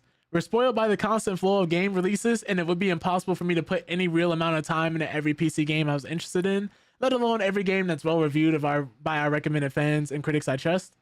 But while there are more than enough games for everyone, that doesn't necessarily mean they're being played. According to SteamDB, more than 19,000 games have launched on Steam in 2025, but almost half of those new releases have been reviewed by fewer than 10 users. And I'm not going to say that all these games are good, because we do have some stinkers. We do have some asset flips. We do have some games where they also still are or aren't finished and probably never will be finished. But man, it's really hard to kind of just go through the list and find a game that you're gonna really enjoy.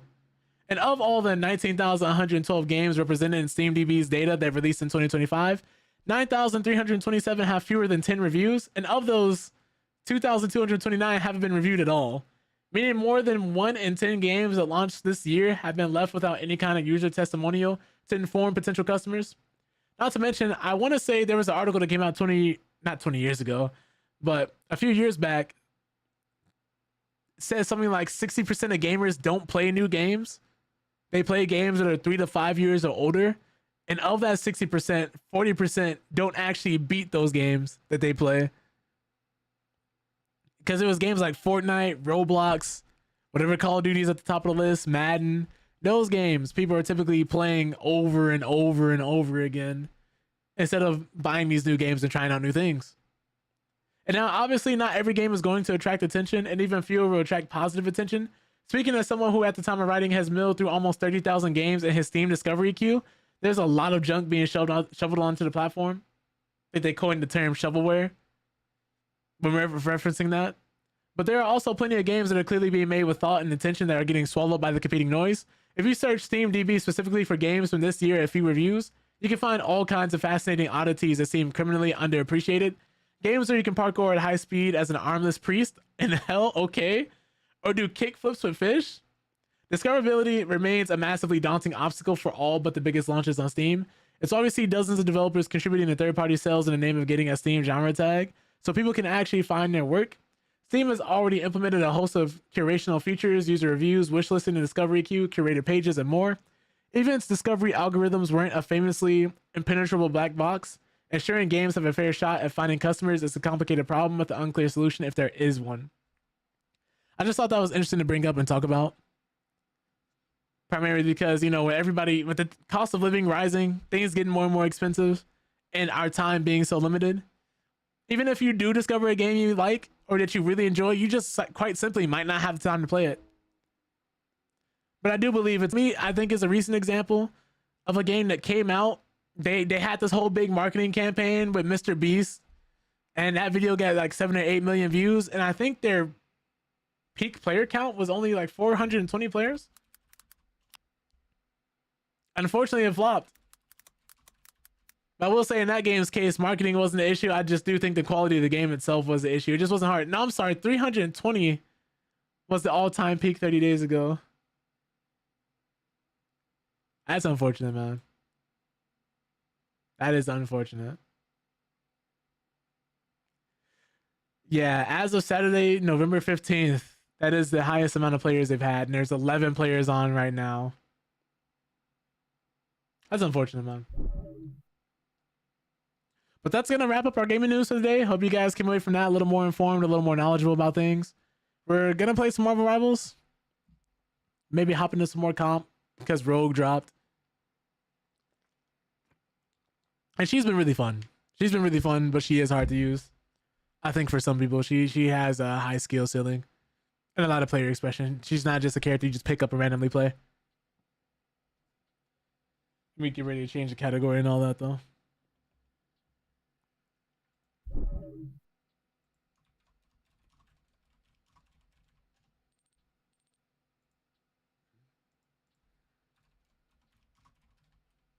Oops, I spelled Rivals wrong. Okay. I don't think the game is updated yet. I don't know if they're gonna nerf Rogue or buff her or do anything else with the character. I am curious to see if they do take any action with her.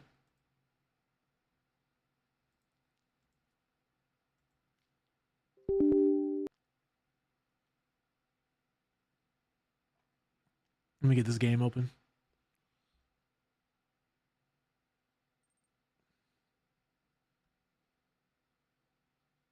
Thank you, Liv. Thank you. Thank you.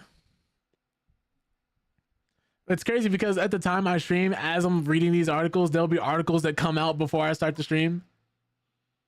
So all of a sudden the thing I covered that would be probably like the biggest piece of news I wanted to grab, something bigger than that comes out, and I'm just like, well, I either don't have enough time to make the adjustment or I just don't even realize it came out because it'll be a few minutes after I start the stream Or it'll be like hour or two afterwards when I end.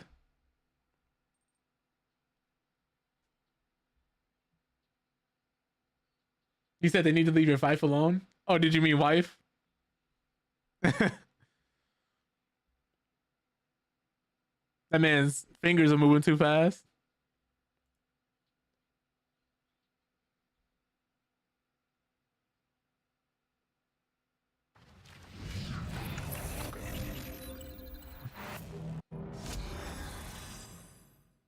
She does a lot too in the game, which is really nice.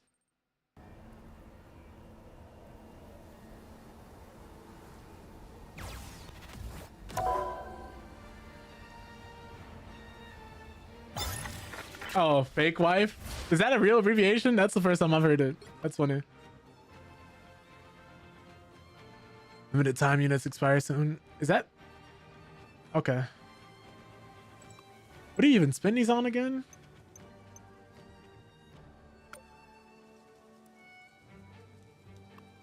I have no idea what they go for.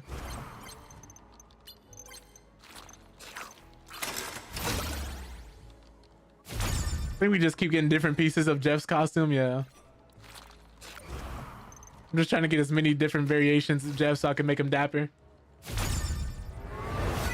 Yeah, she's been really fun. She's been a really fun character to use.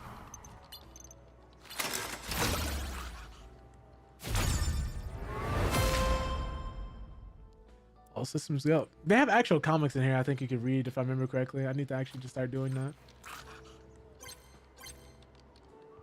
Someone called you her fake husband like 15 years ago or so? Oh, that's funny.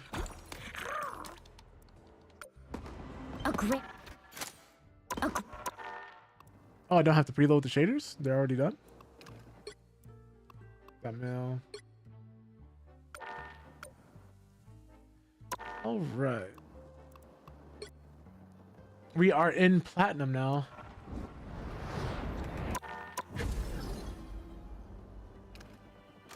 See how this goes.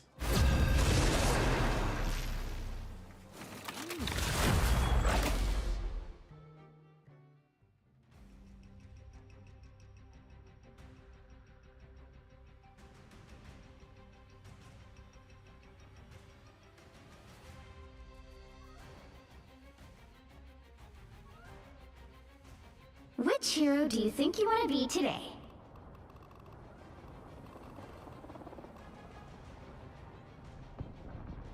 I think I'll play a tank. I am Groot. Now, who? Just leave and save yourself the time. Who is he talking about?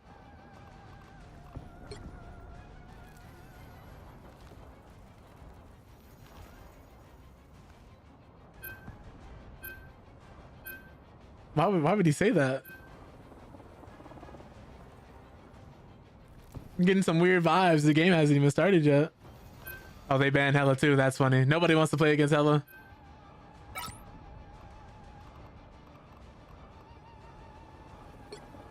Why are you requeuing when your internet is bad? Oh, so these guys have played with each other before? That's funny.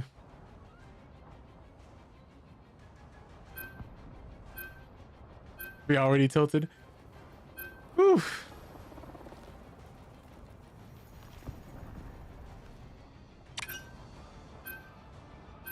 How is this possible? We literally went 2 for 2. Team to win this one. So pretty much the whole roster is playable. Except for 2 characters. Oh, I know this man is happy Black Panther didn't get banned.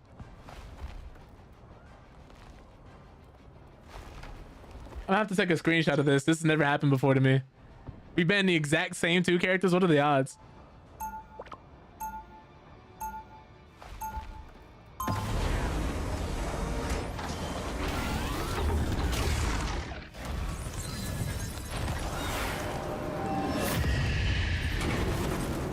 Round 1, go! All right, here we go. 30 seconds before you attack. Get ready. The worst part about white costumes? The blood stains. Am I right? I wouldn't know. I don't fight to hurt people. I fight to heal them. Well, when I'm done here, you'll have plenty of folks to heal. Trust me. Something tells me I should start with you. The battle starts in 5, 4, 3, 2, 1. Let me get up there. Oh, Hawkeye. That don't feel good.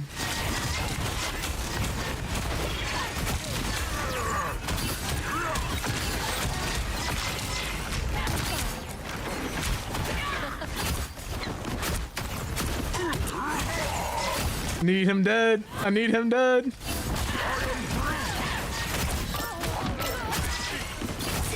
Can't let him thrive.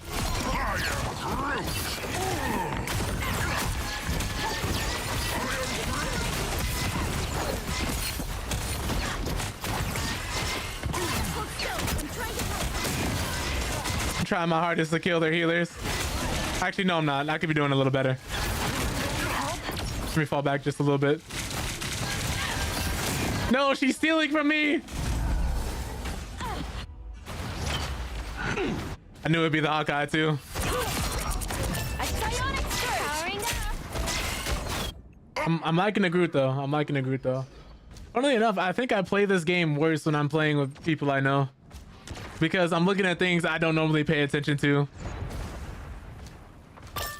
Takes 4 Hawkeye headshots to down Rogue. I might have to start playing Rogue. I need that. Though, to be fair, I don't know how much it takes in everybody else, but I imagine it's shorter, yeah? I am Groot.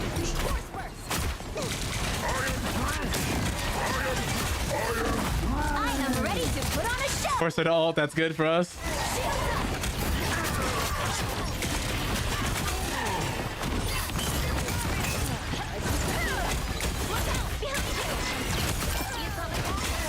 Hawkeye, you gotta go. Never miss. Oh my god. I think he stopped there.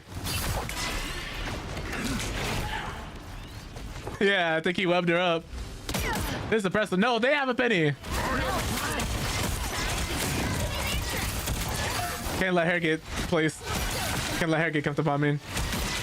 These healers are doing a great job keeping me alive. I love it.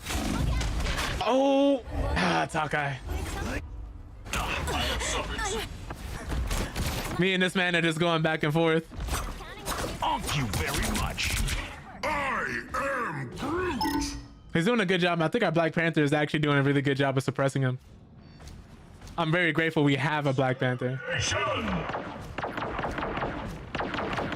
I just need him to keep doing what he's doing. And I'll keep harassing the Hawkeye every chance I get. She's back at it again. Where'd she catch? She caught one of our healers. Ashamed to ruin amazing. Only 60 seconds left.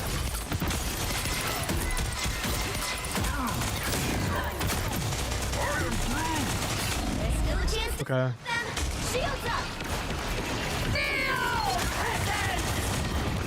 Let me get around her. He's focused on me, so that's a good thing.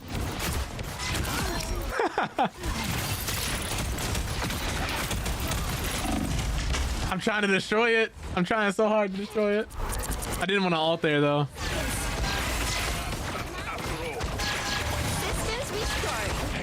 I am Groot. She really wanted me dead though. I don't know why she chased me down so hard. Rogue is really fun if you know how to play her, Tony. She's one of those characters where if you see somebody randomly pick them for the first time, they're probably gonna die. Really good character though. Oh.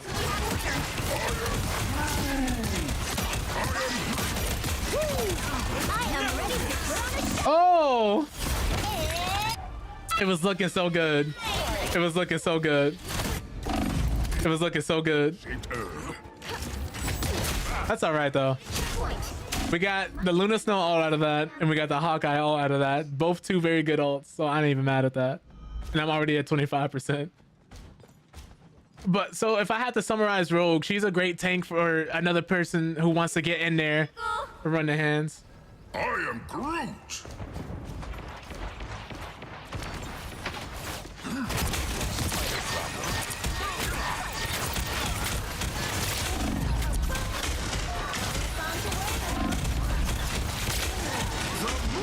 Oh god.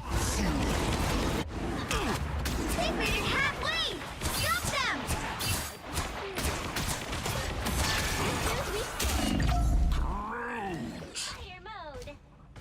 them! She gets in really quickly. She has some air attacks, some different combos she can do.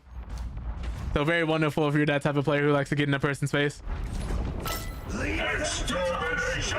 it has a her ability to steal other people's abilities is great too.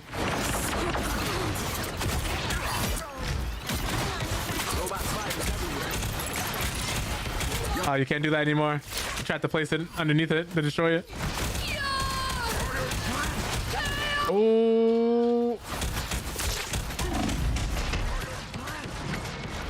Over here! I can heal them! The moon haunts you. Only 60 seconds left! One of Moon Knight's on Nice. enemy in our sight.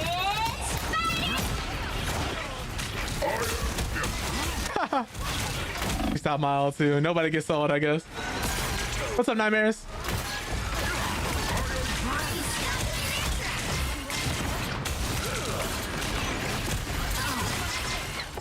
down to 30 seconds!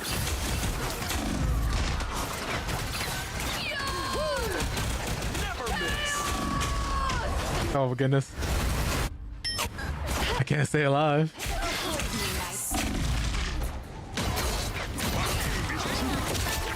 I don't think they understand just how much damage I'm taking and how hard it is to stay alive up there.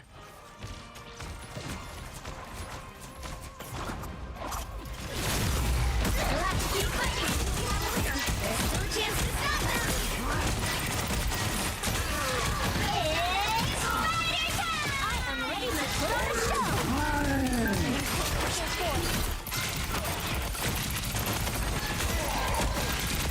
Shields up! Get ready! Here come the bad guys! There it is. They're down!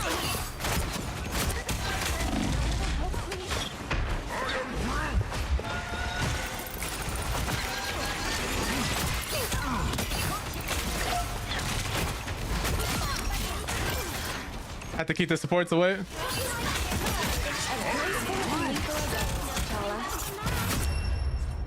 Oof. The current score is 0-1. Time to switch things up, including which side you're on. You'll need a top-notch team to win this one. I am Groot.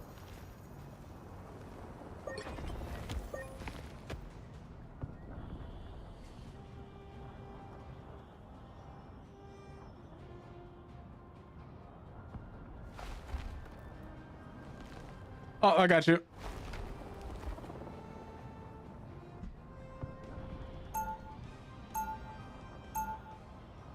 Yeah, that's perfectly fine, Tony. Round 2! Actually, what time is it? Yeah, that's perfectly fine, actually. Yeah, I got you after this game.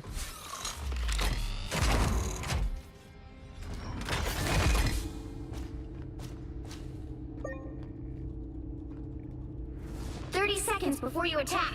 Get ready. Let's pop back up under Happy their noses. birthday! You seem distracted, Moon Knight.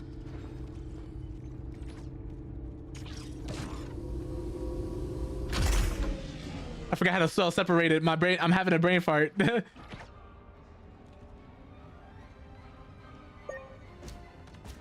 battle starts. You ever just look at a word and you're like, is that how that's spelled? I don't know. 1. I am Groot. No more. Oh, because yeah, the Black Panther. That makes sense.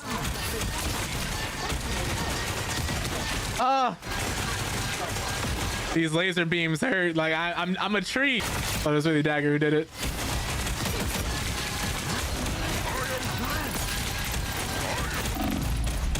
Gotta get these mines out of there. Gotta get these mines out of there.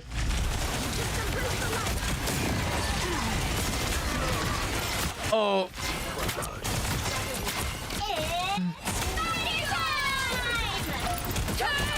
Oh, I'm stuck. We can't let her get away with that. No, in the frost, please.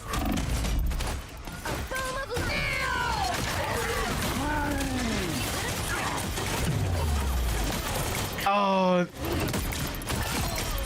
I don't know how she died, but I'm so glad she did. I just did that so the penny couldn't follow up with her. I'm counting on you. I am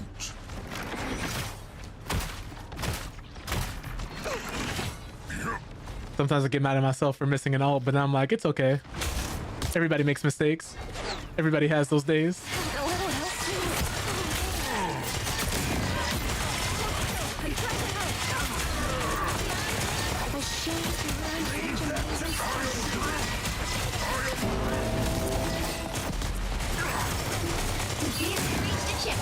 My friends are dying. Yeah, I'm moving up a little too much. I'm moving up just a little too much. This is real firepower! I gotta work on my situational awareness and staying with the team a little bit more. In a situation like this, I'm taking so much damage. My senses are getting overwhelmed.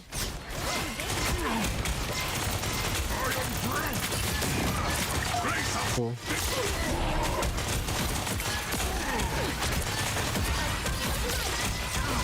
She was gonna die. She keeps tying me up. I'm not into this. That's not good. Oh, you're gonna be... Oh.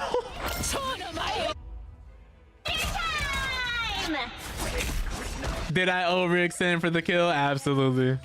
But I took a revive station with me in one of their DPSs. Unfortunately, I'm a tank, so I have to have a little more They mean business. self-preservation in my bones. I can't just go out there and die. I can't just walk up to the enemy team and be like, I hate you, now let's die. My hand. Did that so Rocky wouldn't be able to heal him? If anyone can do this, it's you, Herbie. This place is worth a good look.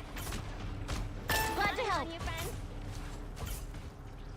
I gotta be careful. Sometimes I forget, you know, sometimes you're pushing the front lines to take, you're like, man, I'm the center of the team, I'm holding us together. Like I'm the glue. I'm Atlas holding up the world right now. And then you have to stop yourself.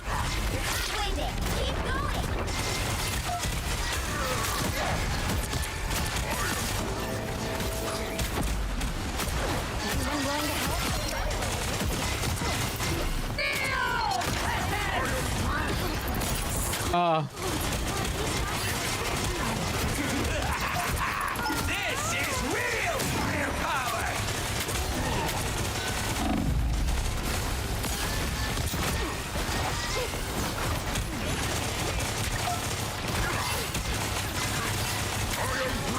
They have 3 healers now? Oh. Oh. Oh, thank goodness, Cloak and Dagger. Please. Watch your back. She won't stop putting her feet on me and grabbing me by the throat.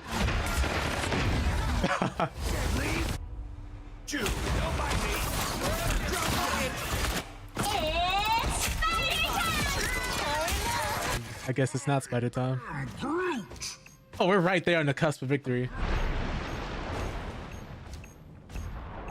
Then you turn around, reality hits, you're all alone, and the hyenas are beginning to circle and poke it. Hey, yo. Why'd that get so dark so fast, you know, Carrie? GG's, everyone. Final score 2-2-1. It started out really toxic, but then it looked so good at the end. Another epic victory. I was worried. I did not think we were going to get the dub. W internet. This is an adorable skin. Is the game still toxic for anybody wondering? Absolutely. But with the improvements they've been making to the game, the matchmaking, well, I actually don't really know if there's been any tangible changes in the matchmaking. I guess I'm going through a bit of a placebo effect. I've been really enjoying my games, Marvel Rivals. Every one has been a nail biter for me. And very rarely have I either snowballed or been snowballed. That should be fine. Here. Let me hop in the Discord. Yeah, anybody else looking to join?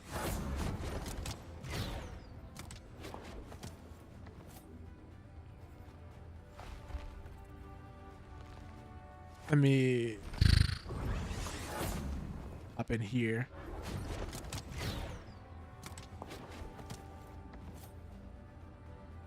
Yo. What up, Max? Nothing much. Just finally finished that comp game. I was worried because everybody seemed so toxic at the start. I didn't know if we were gonna be able to get through the game. Give me a second, Max. Yes, much better.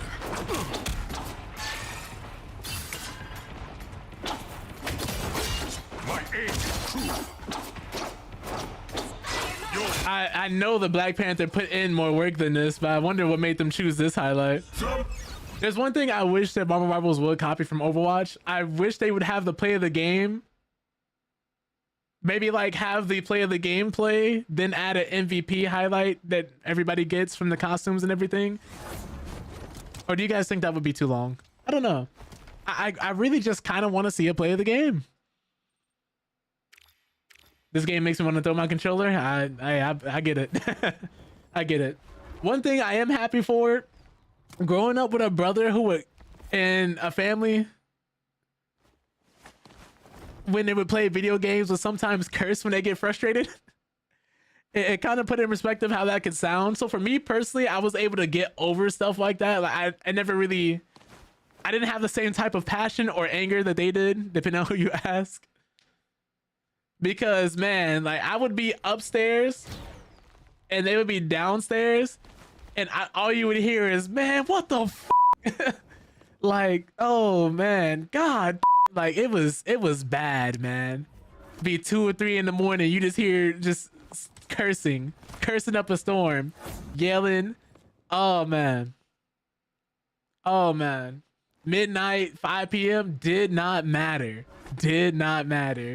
If you f***ed up in a video game, you were gonna hear about it. But it was also, to their credit, also the same if you did something good. The amount of let's f***ing goes I would hear, the amount of, yeah, that's it, baby, yeah. Like I would hear all of that, man. I would hear all of that. And it was so funny to me. It would be so funny to me. Don't let it be a game you both are playing together or against each other and they're losing. Oh man. It was so good. My brother is still like that. So is mine. He's a little more reserved, a little more calm nowadays, but oh, growing up, oh man, like the 2010s and the early 2000s. Yeah. Prime talking years, man. Who other? We had a really decent team. Everybody played really well. I can't really complain. The Black Panther was in the back line harassing the Hawkeye, which is why he was never able to really do much. I had 61,000 damage blocked. The game is taking forever to boot. I really do be like that for real, no problem. Do you have your stuff set for the shaders or no? Yeah, shit. It's coming up now. That might be why. Okay. I was just going over the stats. I didn't even realize I blocked 61,000 damage. They were beating on me.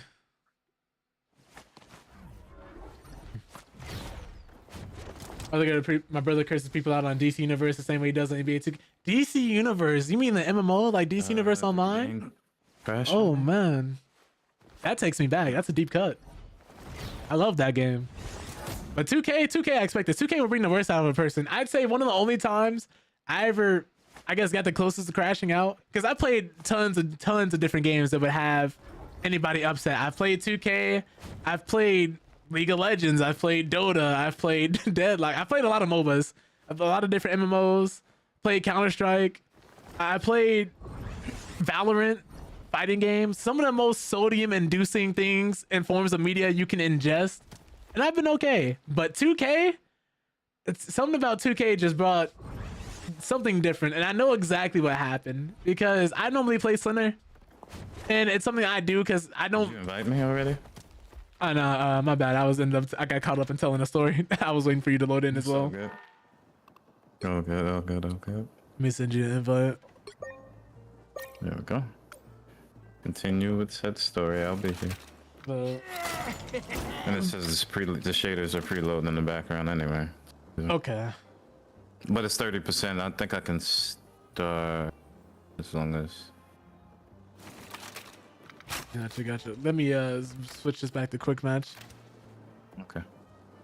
But yeah, so I'm playing as a center based around rebounding, but I also can shoot. I can dunk. I didn't want him to be just super good at one thing or super good at a lot of things. I wanted something fair. I wanted something decent. And we went against another friend of mine, his little brother and his friends, running some of the cheesiest builds. We're talking about curry sliding, left, right cheesing, doing anything they can to get that extra advantage, especially with shooting, using the best jump shot in the game. Anything you can to not play basketball and to just win. Because that's what most people in 2K are doing. A lot of them don't want to play basketball and don't want to say that. A lot of them just want the most broken build, these demigod builds. I think right now people are doing like 7-footers in a new one, trying to get these demigod builds. They can do everything. They can dunk, they can play defense, they can dribble, everything. And I come in with a normal build. We're going against, that's the type of team we're going against. And it's in the park. And we ended up losing the first game because it's an adjustment. I'm still relatively new to 2K. Like it's not something I used to play a lot growing up. Here and there, sure, but I've never been a hardcore 2K player, and I'm still not. We end up playing them. First game, we lose, and they start talking mad shit.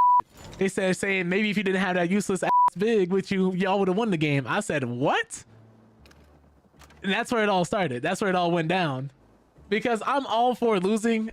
I'm all for not doing great. I'm all for not performing. But the moment you start talking shit is when I start having an issue. Especially about like other people as well. Because they weren't just talking trash about me, but they were also talking trash about the people I'm with. So I was like, okay. And we immediately run it back. Dunked on him. Shot his lights out. Passing it to my friends. They shooting their lights out. It's immediate, a full clean sweep, night and day difference, because we made the adjustment.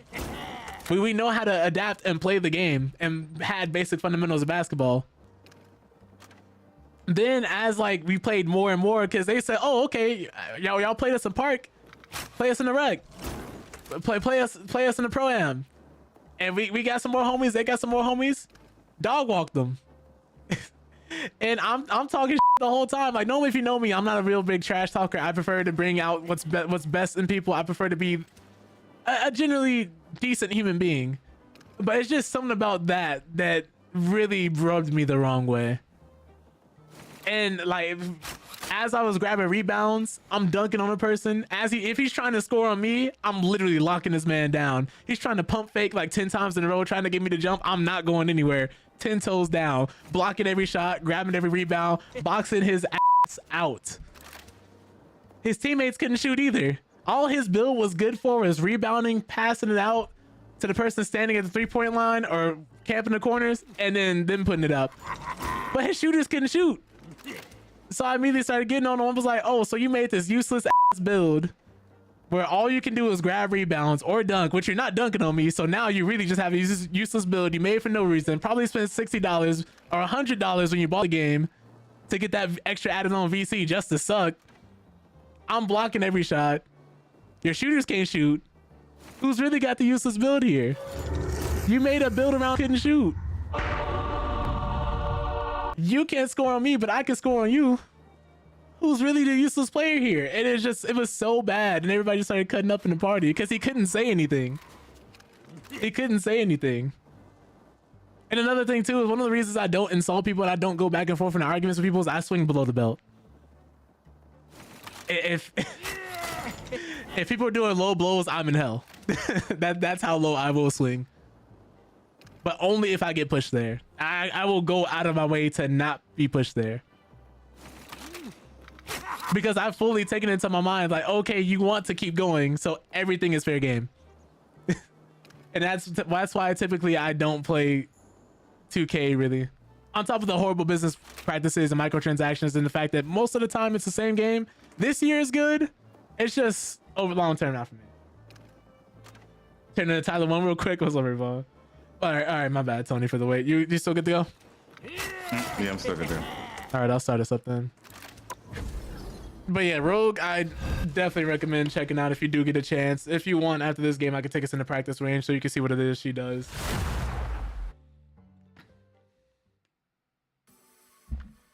Oh no, I need Adam to turn around. Please.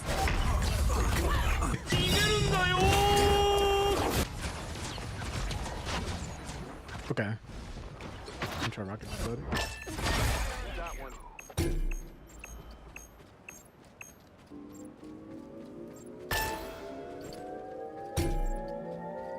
Control C's!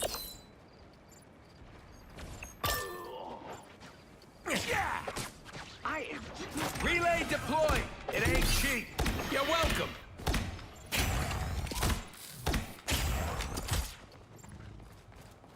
Probably using the center of the map. He's playing Hawkeye. Spidey's coming back. Oh, yeah. Okay. Patch you up. Perk me up. Brother needs to be like that. You really do be like that. You say you turn into K-Dot is crazy.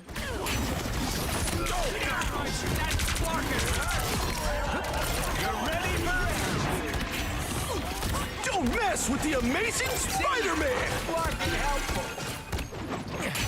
Yeah. Just Up to no good.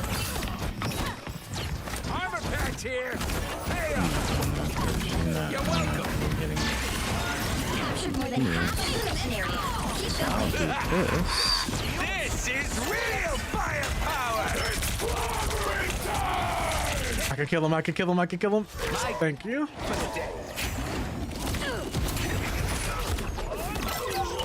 Sometimes it's hard not to. Ah, there you are. No escaping us now.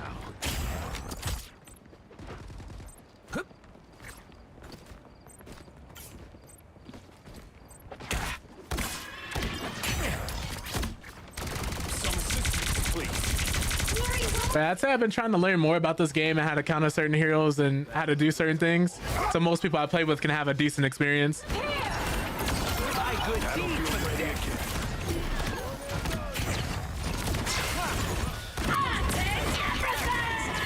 You're ready. Might not take everything. Yeah.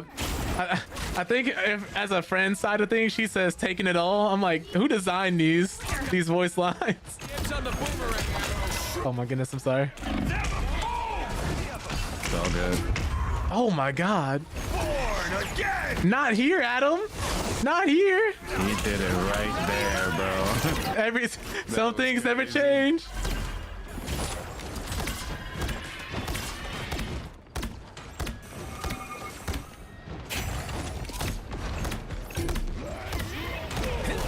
You're welcome.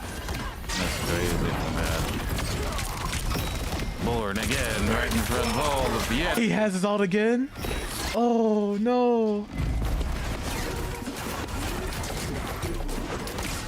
Daredevil wants me dead. I'll patch you up.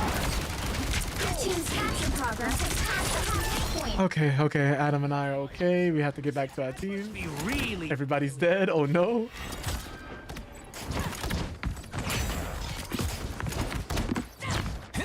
You're ready for action.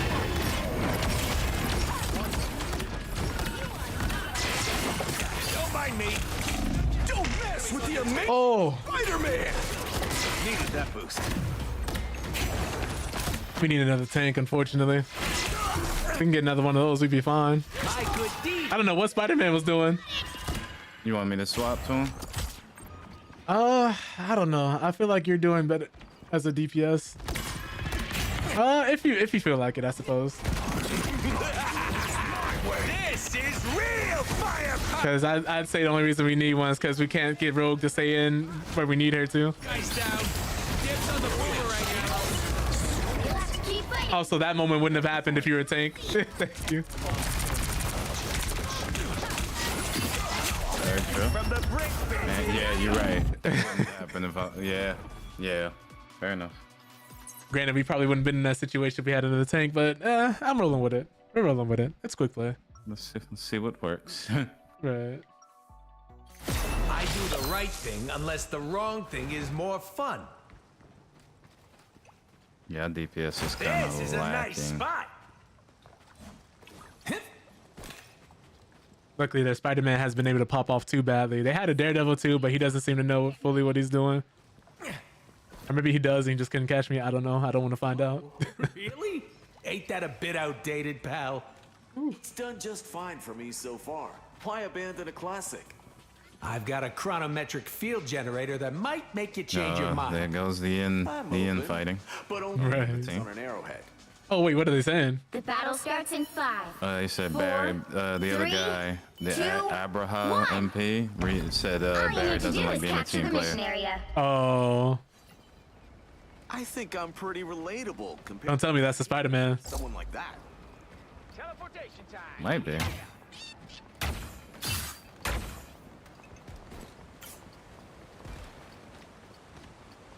Armor patch here. Pay up. Always so crazy to me, people who will be willing to flame their teammates in a team-based game. I'm like, you need them to win. The mission area is yours to capture now. Daredevil's coming behind. That's a edge. Taking it all. You're welcome. Who do I primarily focus? This is real firepower. Damn. Daredevil and him together are fucking annoying. Yeah, I had to get out of there. That's fine. That's fine. We can Oh. play that.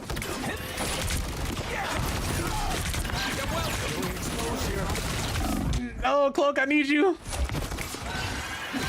Still, I'm trying to help.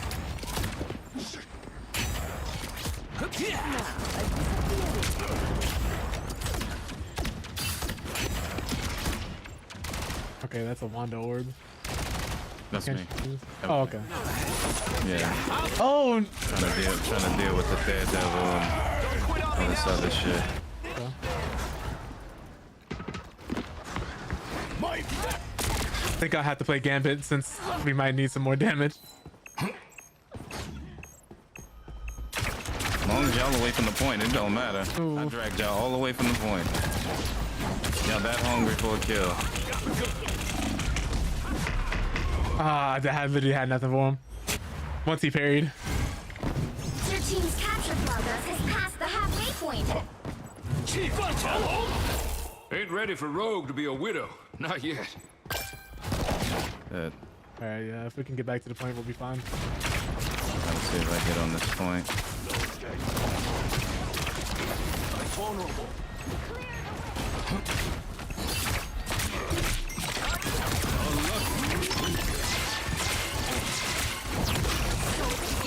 No, she stole from me.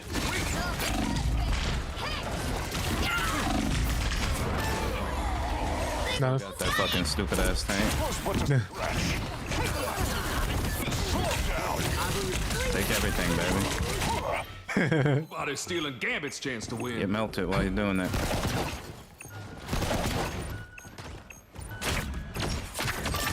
Yeah, hit you off the point. As long as you're not here to help now. You'll have to keep fighting until we have a winner. Okay, I canceled his healing.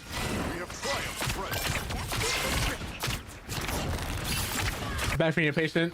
Oh, back for your client. Thank you. Welcome back, Neil. From me, thank you. Appreciate y'all. She's dead. Nice.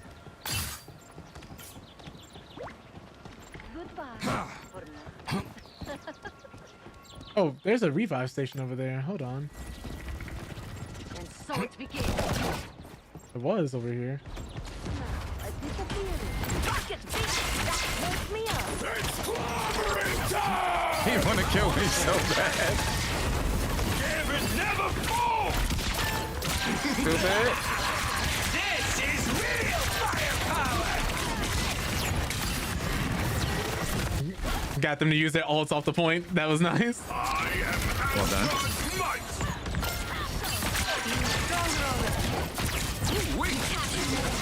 Mission area. Keep going. Everybody needs a hit sometimes. Or a dagger.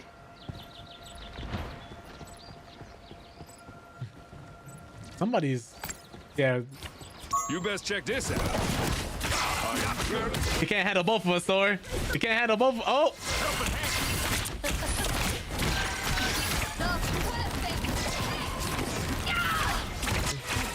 dang. He pushed me back. Yeah. Good attempt though. You wanna kill me so bad. Ah, I couldn't get away from there. To be fair, I probably shouldn't be in the mix as much as I am. There's a lot happening. Coming back for more.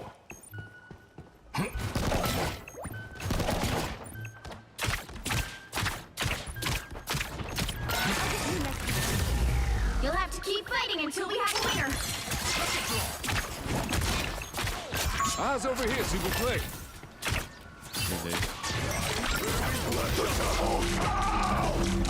Oh, you want to let the devil out?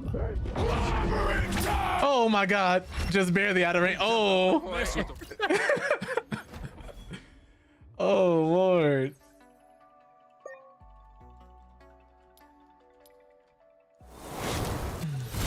Epic victory! Big win! That's a nice comeback we had.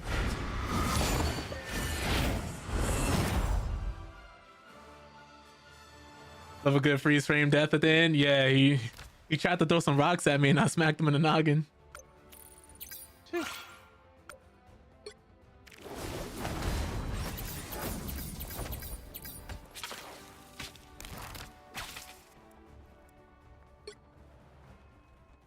Yeah, the Thor Rogue combo, Thor and Rogue together are actually a problem. I've seen that comp more and more.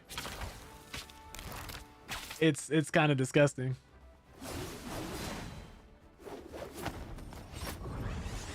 I'm gonna queue us up for another if you're ready. Yeah, that.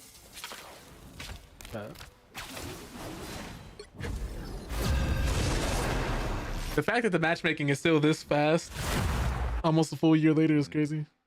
The game is still cracking heads, man. It's still good. Probably gonna see the player base exposed once Deadpool comes out in January. You'll need a Yeah. top-notch team to win this one. Shit, that's part of the reason I'm back. You picked the right gal for the job, sugar.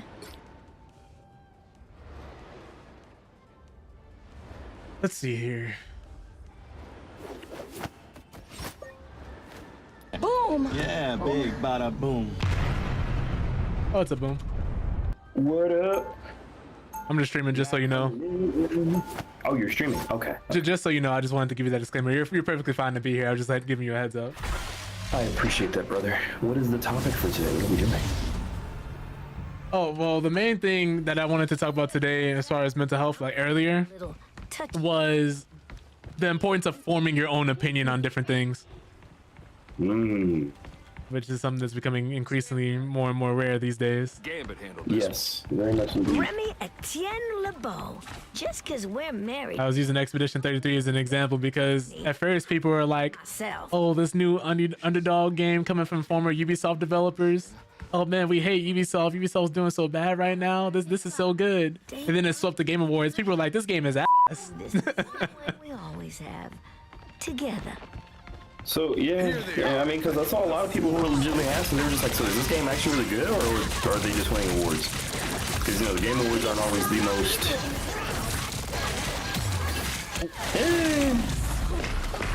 They're not always the most aligned with what should be Game of the Year, but also Game of the Year doesn't mean every other game is bad, right? Right. Because it was a stacked lineup this time around, honestly. No, agreed. I think there's some heavy hitting games that came this year. Right. We're in the running back Discord, Batosai.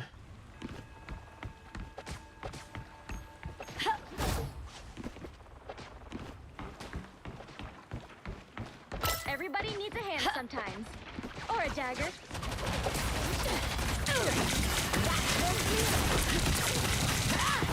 Oh.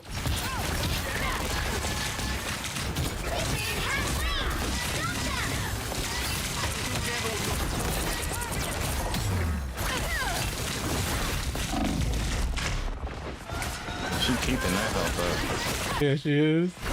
Are you playing Susan? Healer's in the back. I'm helping. Yeah, I'm playing with her. Nice.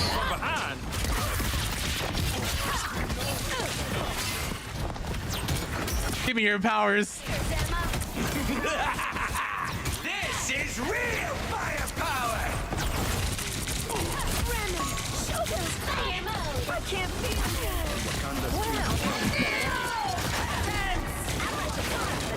Oh, this is very nice.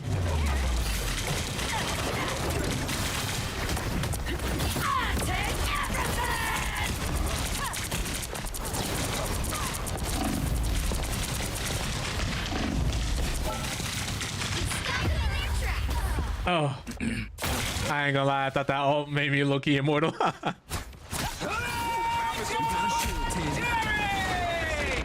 at least one more round in me. Huh. Well, now I know. I have to play this character a little more reserved. Hitting real hard. If they get past this first point like this a little too easy, I'll end up going brute or someone. Don't worry about it. I just swapped to Moon Knight. I'll wait for everybody to come in.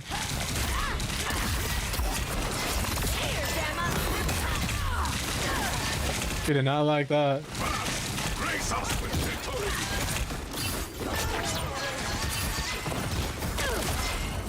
Come on in here. Oh, Gambit caught him.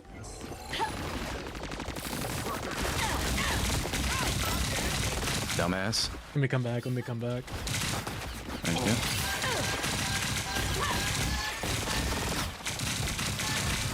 Well, look who's up to no good.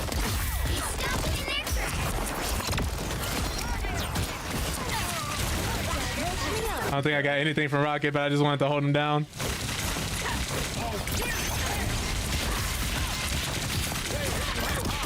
You really had that coming, Emma. I think I didn't hear you, Spidey. Don't let me catch Peter Parker out here unattended. This neighborhood ain't that friendly. Word. Ooh.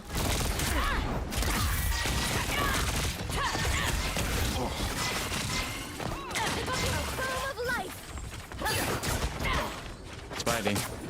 Yeah, I got him off of it. This is real firepower! Ah, I tried. 60 seconds left. I think I'm disrupting them, but I can't secure anybody. Ain't getting rid of me so easy. It's very easy to get lost in the sauce of this character. The people who are going to end up doing really well with Rogue are going to be the people who know when to get in and get out and how to properly prioritize the targets. That's just not me right now. About to unleash Dark Force terror. Oh, no wonder. Wait. No, I was just looking at the blackgamer. I was wondering where he was at. I was like, okay, I didn't see you. With the amazing Spider-Man!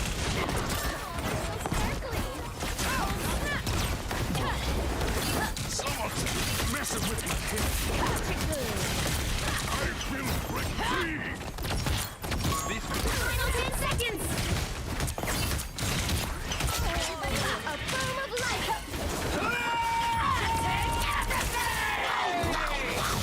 Wow, you. I was frozen for 5 minutes.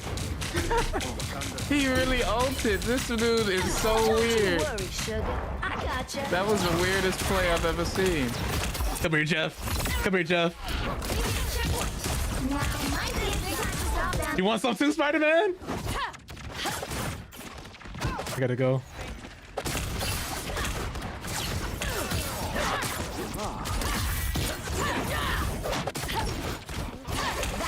We're just fighting. We're playing Marvel vs. Capcom right now.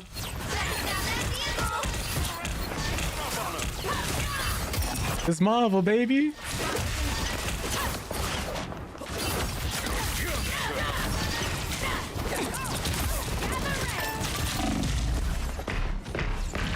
Ah, almost. That was a crazy fight. That is much. I'm made from You. Just streaming, just so you know. Oh, okay. You stop them in their tracks. Bye.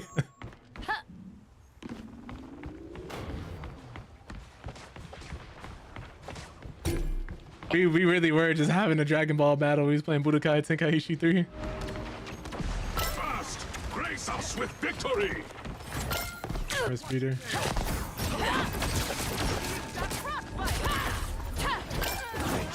He ran from me. You still got him. Remy, I can't feel you. That's actually a really sad voice line when Gambit dies. Oh no. Remy, I can't hit. Yeah. Yeah. Oh no. Andy needs help. Chillin', Luna. She grabbed me out the air. Oh, she saved her life. Got my kids. Oh, I thought I was behind the rock. Mess with the amazing Spider-Man! Only 60 seconds left. All right, Spider-Man's dead. He paid.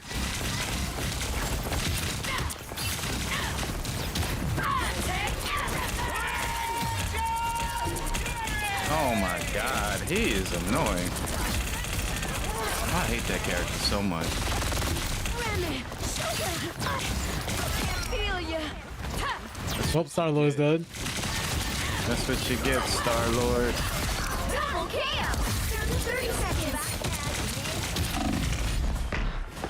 I am ready to put on a show. Oh, thank you.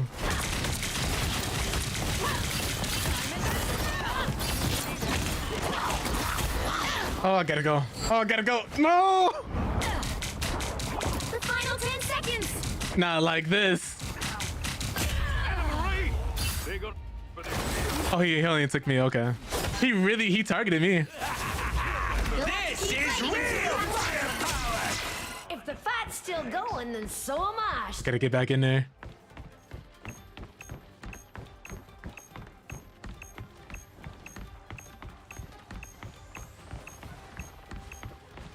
A winning hand! Wait till I get over there. I'll do this.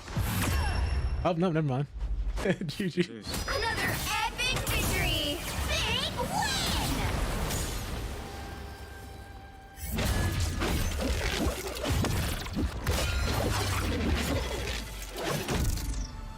That man Gambit really was keeping me alive though. Like I should have, him and Cloak and Dagger, I should have died a few times.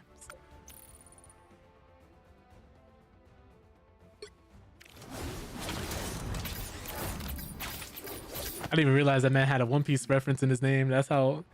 What? I'm sorry. What is their name? Oh no.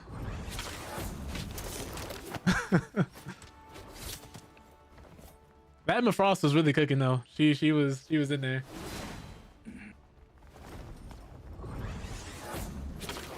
Yeah, the whole "I can't feel you" line. Oh man. I wonder, is the stream delayed or am I just getting messages late?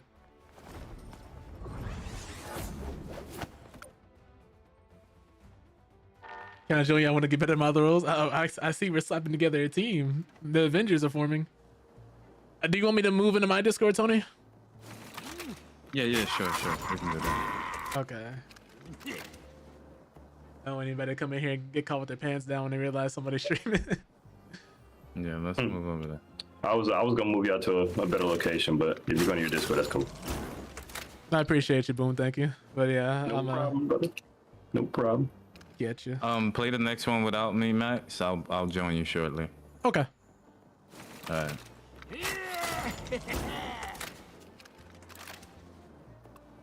So I'm in my Discord now. If people want to kind of come in, I didn't want to intrude on Tony's Discord and just invite a bunch of random people. But Rogue is really fun. I mean, there's not a lot of ways to make putting hands on somebody boring, but she's really fun to play. I just wanted to get in like a game of her. That's the Captain America air combos. Yeah. I might go back and clip that later. Just add some Dragon Ball music over it. Cause me and Spider-Man were in the air for a hot minute. just boxing. I don't think her damage is that overbearing. I just think she's very disruptive. Yeah. She's supposed to do that. Cause even though I really, my bad. Go ahead, here. Oh no, I was just thinking about the Dragon Ball theme music. Oh yeah. Oh yeah. Because even though I wasn't really killing anybody, people were separated. Yeah. She got that raw inflation. Would you mind if I give a content creator a shout out on your stream? No, go ahead. So, I know for me at least, watching Death in Gaming's either gameplay or videos has greatly changed how I look at playing this game now. Before was definitely chasing kills. Now I'm just holding space. Yeah, that's something I forgot to do. I was going in there. I was lost in the sauce. I'm over here halfway around the corner towards their spawn. And I'm like, oh. Because it happens with Rogue because he just feels so responsive. Yeah. I'm over here. Rogue is so easy to get caught up. Nah. I'm mashing buttons. You do so much, and then you just turn around. Next thing you know, you're nowhere near your team. Where's everybody? That was my fault. Where's everybody? Man. How come y'all not up here with us? Turn around. Oh no. I was just too much in the sauce. I'm like, man, where is everybody? Where's my team? Oh. Right. Y'all aren't here. I think her and Gambit both feel really good in their respective roles. So she's gonna be the go-to tank for some people who really like getting in there. Like if you like Thor, if you like, what is it, The Thing, or even Emma Frost, because I know there's some Emma Frost players who like just being in the center of everything. Venom, she's probably gonna be a tank for you. She's probably gonna be the tank for you. Oh wait, we already have that. Okay, I get to play DPS this game. Those who oppose me shall be left to drown in my wake. Yeah, I'm not gonna lie to you. Having Loki Gambit is lightweight cheap. Cause that Gambit ult, you talking about having two of those? My kingdom shall rise as swiftly as the seas. Before you attack, get ready. Yeah, Nia, I'm sorry, go ahead. No. Oh, me, send me your chat. What are you about to say? Oh, I was gonna mute myself so I wasn't talking over you, but I was gonna say the way Nia stated that he plays with like a fighting game character, I noticed myself falling into those habits. I said, wait a minute. I caught myself mashing. I said, no, wait. Let me actually learn. 5. You can knock up air, you can grab her, you can command grab out the air. She is so fun, dude. Capture the mission You area. can command grab, knock up, air combo, slam him down. I stole Spidey's move. I uppercutted that man right back in the chin. Slightly less so on Midgard. I'm like, this is just that easy, just having fun. More too much fun. Who's back here? Oh, it's Rogue.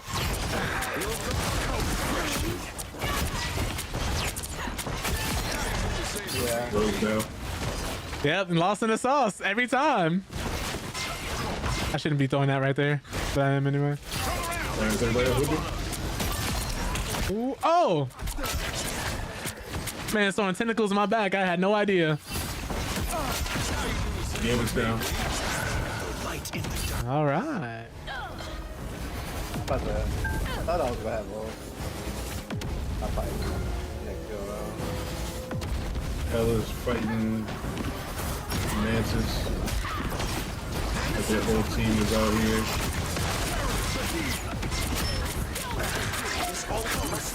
Help get that vehicle to its destination. Good kill. Okay. I gotta get away from this Loki clone.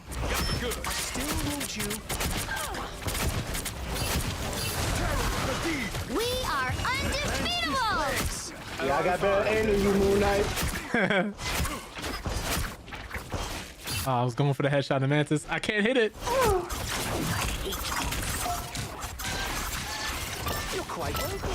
Oh, okay. Yet another reason to tip. Typical air breather. Try to take all angles. I should do that too. I'm kind of staying in here in case the supports get bone rushed. Now. That's why I'm not really moving. Denizens of the deep. With Wakanda, I will not fail them. They're kind of, what's the word for it? Coming in here one at a time, drip feeding in. You're halfway there. Keep going. I shouldn't be doing this, but if it works, I'm gonna keep doing it. Yeah, we got freaky ass demonstration. Why not, right?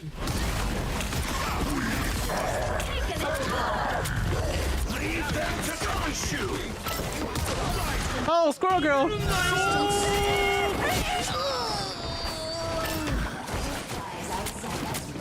We gotta stop meeting like that.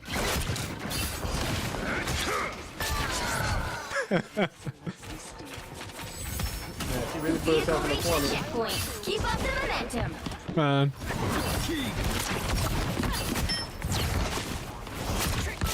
got your back. Good.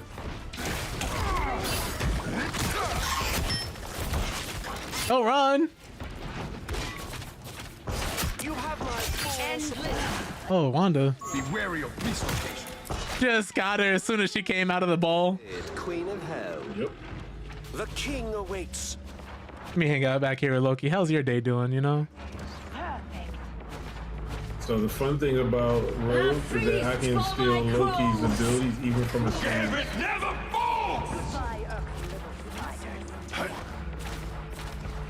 So wait, if Loki were to change into somebody else, do you steal that hero's abilities that he changed into, or do you steal his? Don't let anything I don't stand in know. your way. That'd be interesting to find out. That crazy level of interaction. Well, while everybody's doing this, I'm gonna go around. It's much better. Oh, Hela and Namor from the same angle? Oh my god. You got them all. Oh, well. The chaos. I think Hela's been doing most of the heavy lifting here, yeah. Have my revenge on you. Bonjour. This team up is just really nice. I'll clear out the mines at least a little bit, right? I can't hit her because I can't turn fast enough.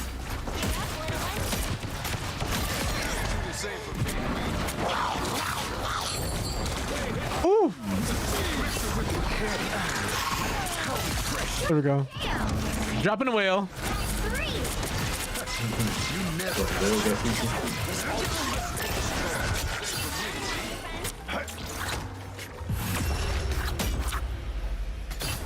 Another epic victory. Big win.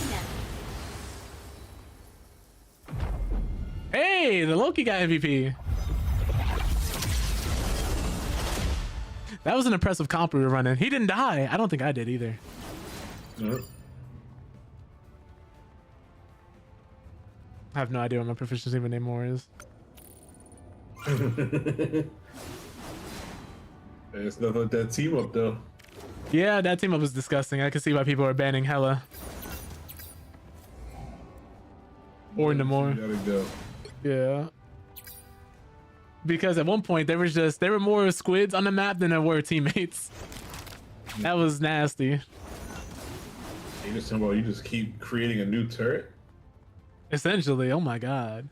Yeah, she had the most damage, I had the most elims, and then Loki had the most assists, Gambit had the most healing.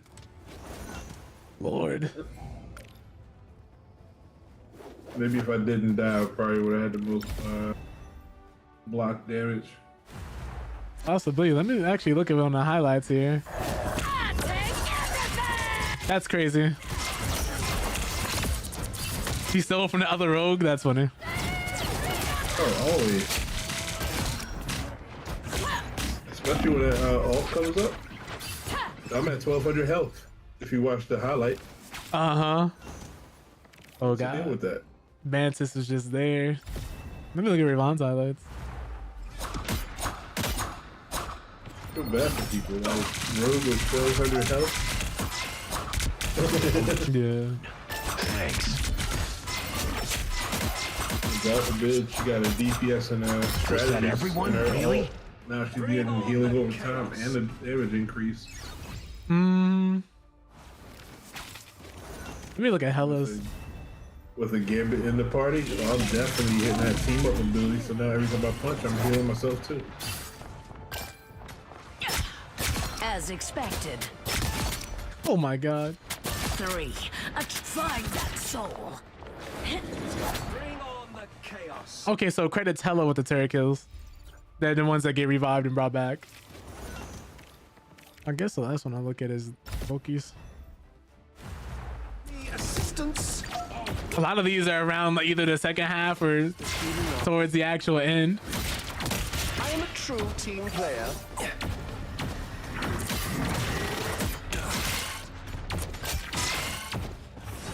I have many faces. I can definitely say that once I stopped button mashing, it became so much simpler and easier. I triumph again. Like between this character and especially Daredevil. Right. I'm curious up again. I should start checking to make sure everybody's ready. I gotta make sure I keep doing that.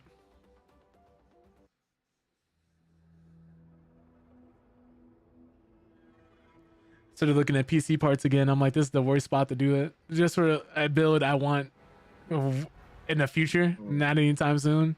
You'll need a top-notch team to win this one. Good lord, what's happened to the RAM? I was about to say, I don't know why you were doing it to yourself. Yeah. Every time I see it, I'm aware of what happened. I've talked about what happened, and every time I see what happened, I'm like, we've lost the plot. Make way for the king of thieves. The RAM is worth almost as much as an OLED monitor now, depending on how big you want the monitor. I think the craziest thing is that the video card that I purchased back in January, I can resell and get more money from now. Make way. Ace up his sleeve. And still be less or cheaper than what you would buy brand new at the store. Jeez. 30 seconds before you attack. Get ready. Yeah, and even the pre-built, some of them are going up in price drastically. I think I saw some pre-builts that were almost $7 grand, just because of the RAM sticks they put in them. You know by now that I'm far from helpless. Oh, I ain't worried about you. I meant you should take it easy on them. Well, in that case, we'll just have This to is wait and horrible see. lighting right here. Man's trying to get the chair pose. 4, 3. Yeah, I was looking at like the artwork in the chair Ready with to the lighting. capture the available Like, area this and is extract some goodies? pretty Let's bad. go! I'm glad I brought along an extra deck of cards.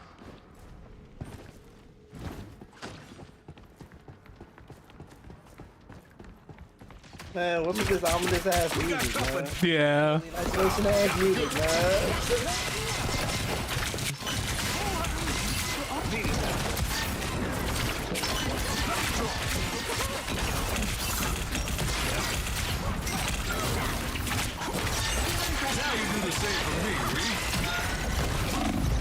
God, I didn't have my my slams up. I need to start looking at my cooldowns a little more often. You. I'm up here with barely any life. You thought you got rid of me? Pas de chance. Unless it's for me, they didn't recognize it. 'Cause I definitely was down to like 5 Great each. job! You're loading up on resources! And ended up taking out Scarlet Witch. My apologies, I do not play Invisible Woman. This is like my second time playing her. All good, take your time. What's up, dude? It's a quick match, you know. Arcs all over the place. Lucky draw. We punch all the time. Nah, I'm playing. No worries. I didn't have to use 2 of my cards there. I should have threw the card in that sense. I could have saved you. That was being stupid.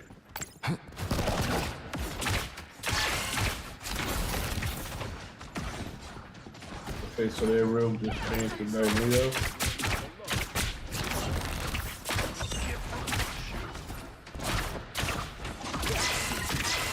Anyone willing to help? Oh. I tried. You kind of like a Richard face style. Uh-oh! The other team is extracting Yeah. resources! Let me play Cloak and Dagger.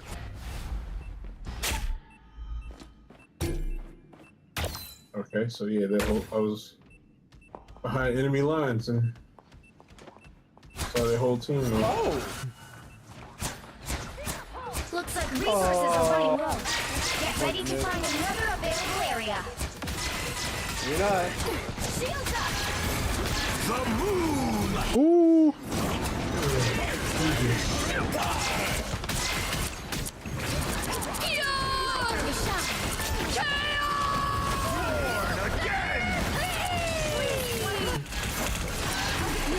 Okay. Oh, I saved him, but not for long. Run, Raven. Ooh. Shoot on herself? I thought that was part of her bar. Oh wow! It was just a lot of damage. I don't think I've ever been taken out that quickly. Oh, that's why I was already less than half life. My time to shine. Capture this location. Oh yeah, I'm not sure what the where he ended up reviving everybody at. Head to the next available area. Oh, they're already there. Extracting those resources. Something like that. The other team is ready to rumble. Not gonna lie, that Magneto over here hitting like hotcakes, man. I need to stop jumping in front of our. Ooh. Yeah, they should not even like it. Okay. I need to wait until I shouldn't be doing that. Alright. I'll look to try and take Squirrel Girl out. Lights out. Let's pop back up under their noses. My time to shine. Got Squirrel Girl in our sights. Honestly, if you and the thing pushed in at the same time, it'd be a lot better for us. Ah, I almost had it. Yeah, that's the big problem right now.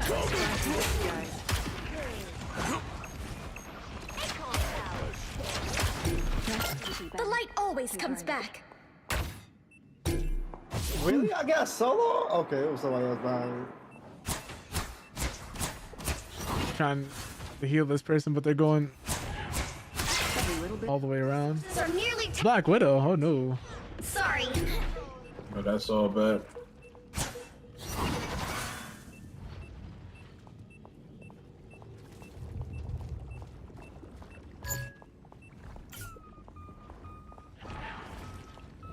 Not good.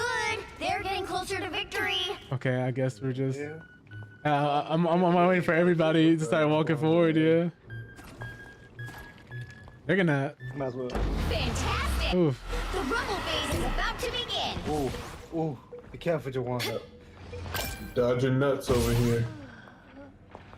Incoming. Man, what is this? Lights out. Us against the world. Be careful, Jawan. Oh, I got you. Thank you. I didn't think he was still gonna be able to see me.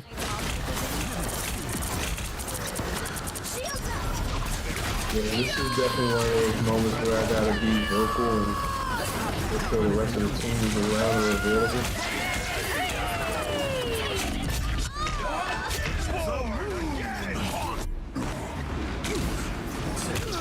Oh, they have Adam. I thought we had Adam for a second. But I was like, wait, no, we don't have one. My time to shine. Oof. Yeah, that's fun. Yeah, that's on me. I couldn't keep anybody alive. You'll have to keep fighting until we have a winner. Yeah. I couldn't get out the squad just now. Well, you can't expect all them even. all.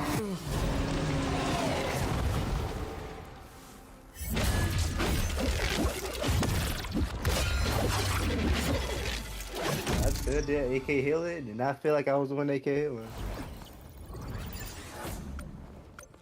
Yeah, the ults are really nice too.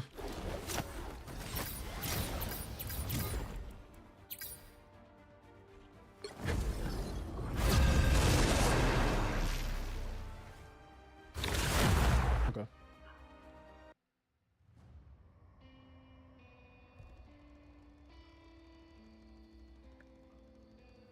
Alright, I'm trying to answer like a DPS. Pick I'm your going hero Daredevil. or villain. I'm not judging. Open your eyes. Reality Reality is but an illusion. Man, you get the short throat every time he say it. Man, the voice actor's rent must have been due when he did that line rendition. Isn't that the same person that did the English version of Solo Leveling? I'm not actually sure. I think so. That's the voice. I think the same dude who did the voice acting for Daredevil, was it Alex Lee? Was it the same dude who voices Luke in Street Fighter 6? Oh wow, yeah. I want to say that I do believe that to be the name. The time entanglement is a vexing. Yeah, that's him. That's him. 30 seconds. That's Daredevil, aka Luke from Streets. Whoa, check this place out. Ooh, boy. Open your eyes. I thought you of all people would be used to dealing with devils. Unsavory folks, sure, but real demons is where Gambit draws the line. Like, get this I annoying suppose ass it's nice to Daredevil know out that my even face. you have standards. The battle starts in 5, 4, 3, 2. I don't need to portal, but I just want to. All you need to do is capture the mission area. Got it? Gotta make the Thieves Guild proud, and that no easy job. Yeah, I mean, what's one Yeah, like? right in the back line. Yeah, I'm gonna go. Well, look who's up to no The good. team the foe, but Oh, I'm trying to hit that ball. Those are mine. Stay away from that arc if it starts to hover. All right, I know I'm out of position, but oh, I was gonna say, I was just waiting for that moment where everybody else finally got there. For now. Oh, they started peeling.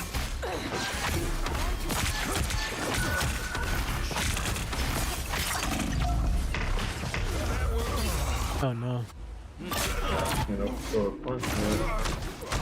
Never even saw me coming. That's fine. I should have actually looked and made sure people followed. I thought we'd kind of sandwich them if they didn't. It just took a little too long. I am strengthened for battle.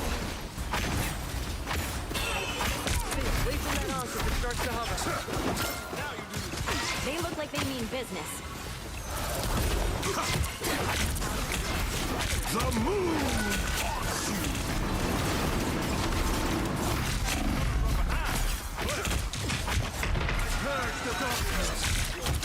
Pick up your toys, Moon Knight. Oh, thank goodness.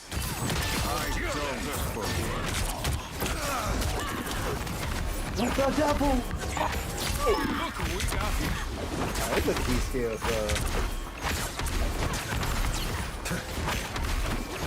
Control seized. I am strengthened for battle. Spider-Man is really trying to take people off the map. Get out of my head! Always glad to help. Invisible? My body is rejuvenated.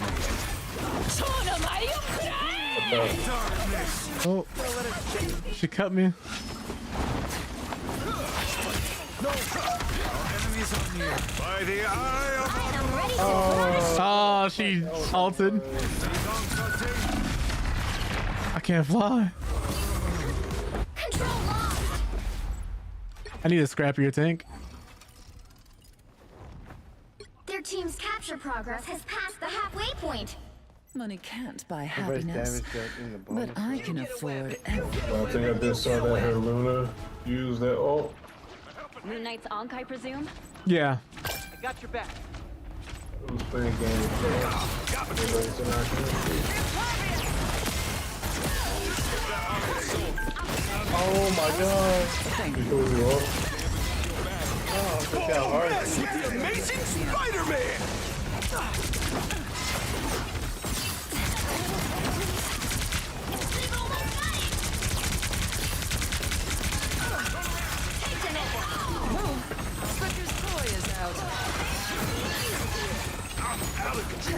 Oh no. Exquisite!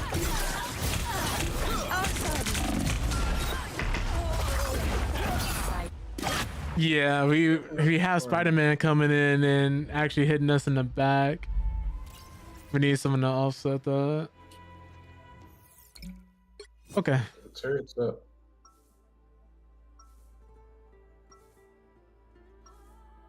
Because this will work, but The pressure can't. if I went, I low-key want to do Penny. I'm just not sure.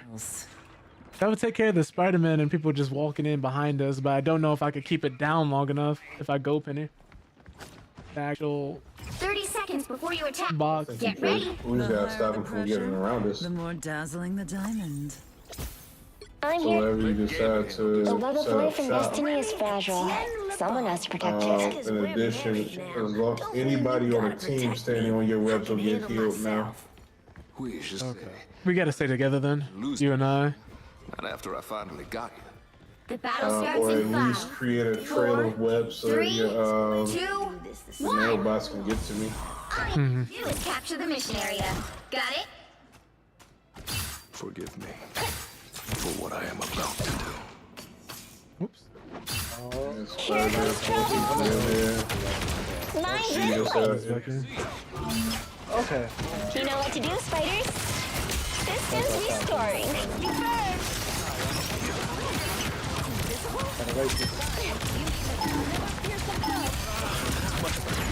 The mission area is after now. Time for some fireworks.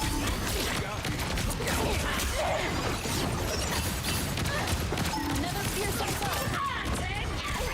Oh.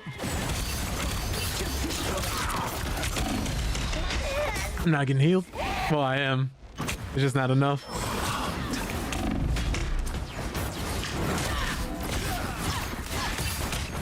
Nada. That doesn't. Yeah, so I just won't be able to set that down like them it is. When mutants I am actually the only assassin. I'm about to say, we got Spider-Man. Why would I only win the backline just like 2v1 these supports?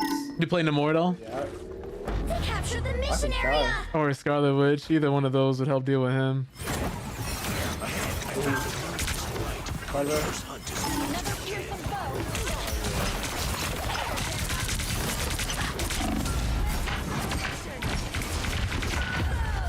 Yeah, I just can't get healed.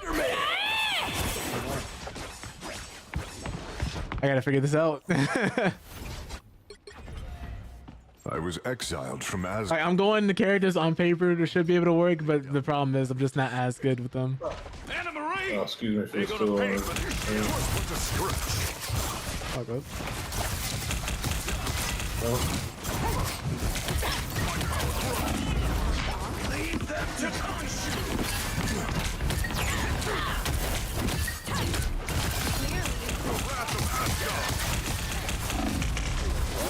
Oh, this is the one that couldn't stay alive. So where's the switch to make here?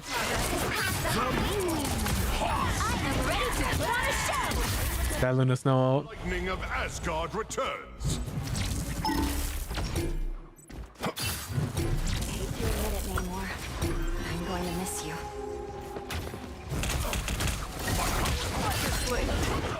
Oh, whoops. Oh well. Behold the god of thunder. Oh, she stopped me right before I could do it.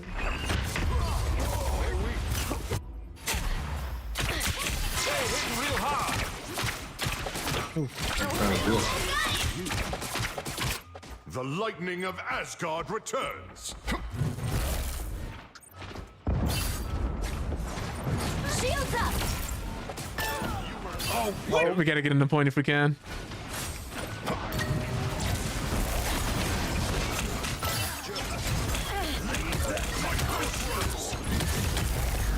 Keep fighting until we have winner. Thus I smite thee. Where is he, Adam? Seeing you here. Taking too long.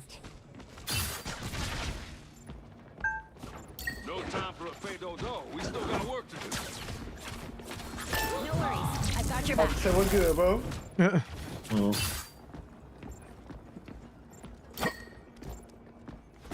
Time to find me. Let's check this out. Psylocke ult. Ooh.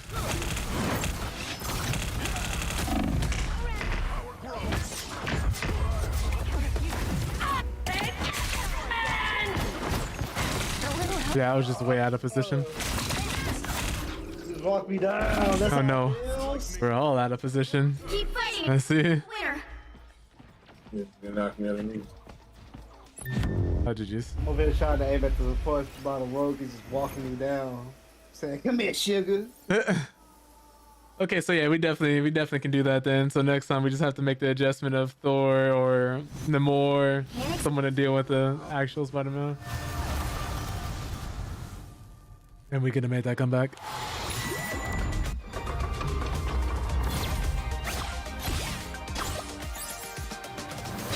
It's a nice outfit. All right, boys, I got one more in me. All right.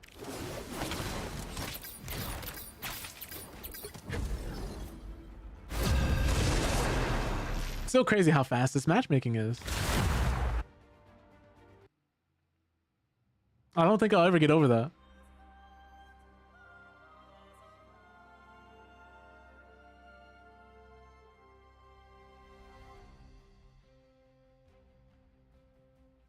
Pick your hero or villain. I'm not judging. They gonna take these hands, man. I am the god of thunder and the mightiest that's the sound I avenger. understand it. Nah, a little bit. So I understand it now. If either of you wanted to play Rogue, let me know. Gotcha. Max, can you play Magneto? I haven't really touched him, honestly. I'm good. Wait, do you want to play Rogue? Yeah, I'll play Rogue. Well, you trying to do a team up? I think we want to team up. We need It's Gambit not for it. defined by strength, Yeah, I play Gambit. but by 30 courage. seconds before you attack. Get ready. Just because of his kinetic energy.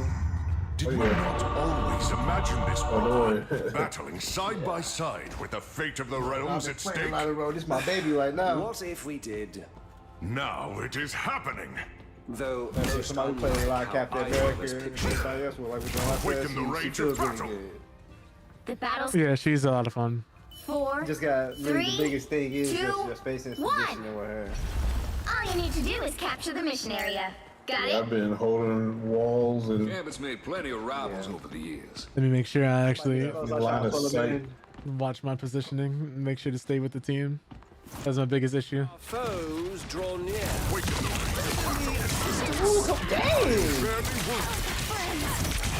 No, she's stealing from me. My power grows. Yeah, I didn't need to do that. Oh, The mission area is yours to capture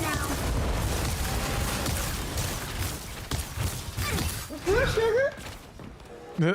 let me actually cap the point. The mission area is yours. yeah, we're from around the other side.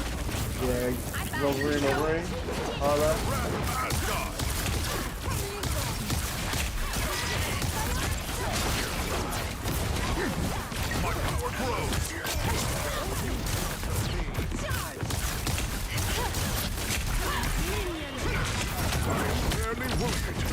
Behind us.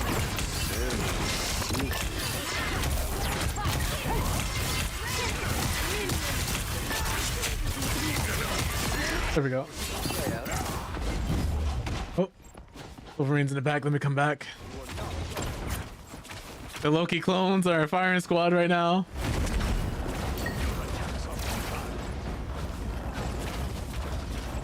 I guess why give them the space, right? I don't know if you heard me earlier later on.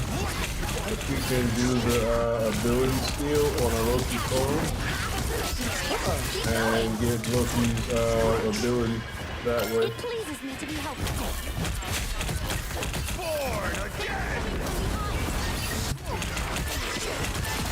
Oh, that she caught the edge of the hammer. That was an accident.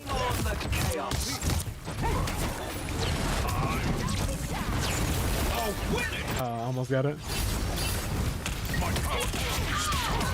We fight well together. Come over here. Please ping when you say that. Give us just a general idea. Is almost Loki yours. must fight to return this golden realm to Alright, its one proper blemish because glory. that definitely was So out of be place. it. All the way back. Oh, fury burn! Magic switch to Squirrel Girl.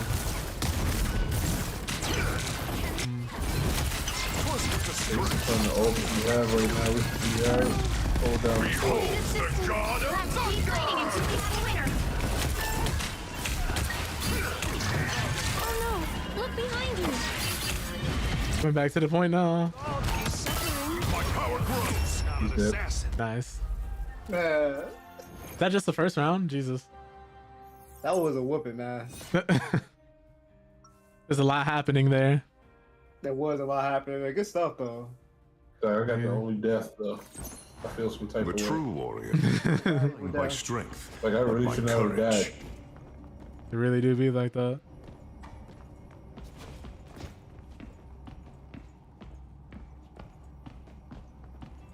Seconds We're before you gonna be there. attack. Oh, Get flash ready. again. Brother, He didn't deserve that. time you picked Munan's feathers clean and father was furious? It wasn't me. Oh, like hell it wasn't. But I never figured out how he could forget. That's funny. After you picked him clean, I knew I The would battle kill starts him. in 5, So I made him 4, 3, 2, 1. And man, Thor is out here trying to gaslight everybody. That's crazy. Yo, did you see Mantis right before the door opened? What did she do? So I put the picture of Rogue up on the door and sat down in the stool. She turned on the light and started dancing in front of me. That's funny. With the picture of Rogue behind her. They are in front of us. Oh yeah, I knew what about that. Yo, did you really just kill Adam that quick? Good lord. Right behind you, bro. Let me come back. Kill the squad. Let me just not let her have this story. Oh. Judge, jury. Oh my God. Please. Oh right, you can't move him. If I had my grab that, I would. Oh yeah, he's immune to CC, bro. Yeah, I tried to tackle him off the map.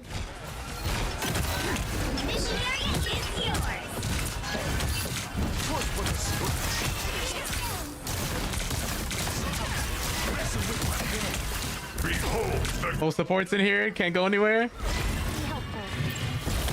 Yeah, I'm trying to take a support too, man. Damn. Don't run, Adam. I am Odinson. Let the other fight, let the other that's one so dangerous. I'm prepared. That's one. Yo, what is happening? Oh, I'm fine. I need assistance.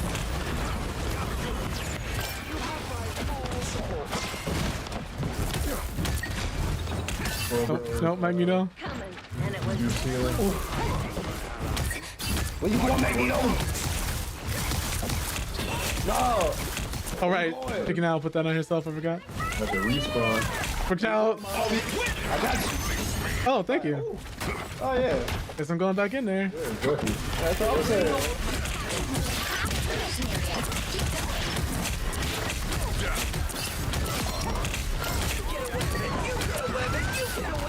Oh. Yeah, we going after you. We going after you.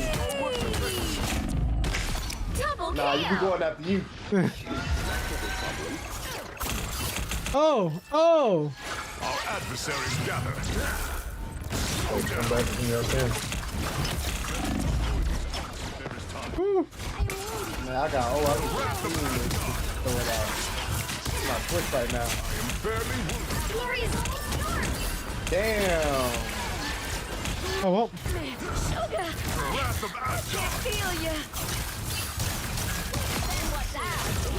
You'll have to keep I was fighting about to until be we have a upset if I was winner. going to be the only one that had a or only one to have died, because the other one died twice. Yeah, just died. I am ready to put on a show. Oh, she ulted just a second too late. On the way home, little spider. Again! Oh. Damn. You saw that? I missed hard. Oh, no. Luna's dead. Adam's dead, but he has the ability to reincarnate. I'm gonna heal you the guys, I got like 3 deaths. Luna's dead again.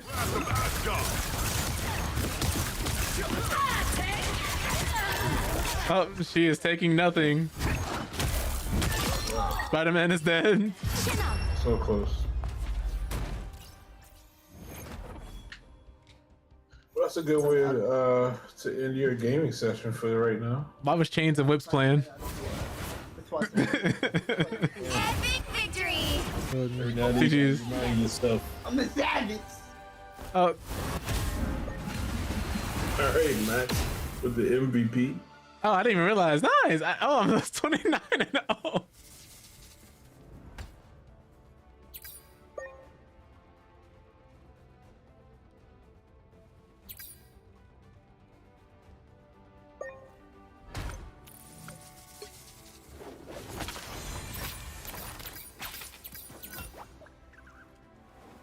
Yeah, that was fun.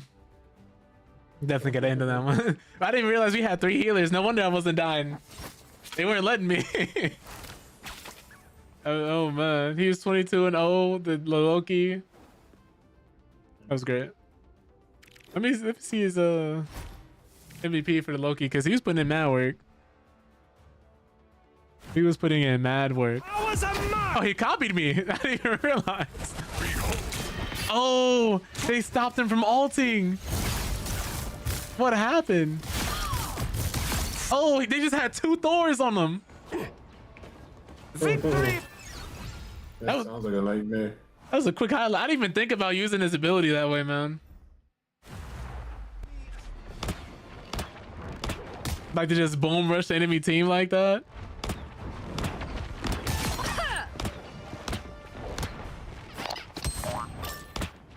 Yeah, well, you got this The timer. knuckle spike is coming. Got him, Tippy. So imagine you do a couple primaries and then you actually hit the ult. Mm-hmm. So that might be the way to go. Oh, was this one when I was chasing down the supports? Yeah, do you see these other two people's names in our group though? Yeah, I saw. 'Twas but a scratch. The wrath of Asgard. I gotta get better at these hits. Mantis is always be shooting. Check out Mantis highlight. But That joke is a little lengthy. let me look. Oh, I need assistance. Makes me feel good. Oh Lord.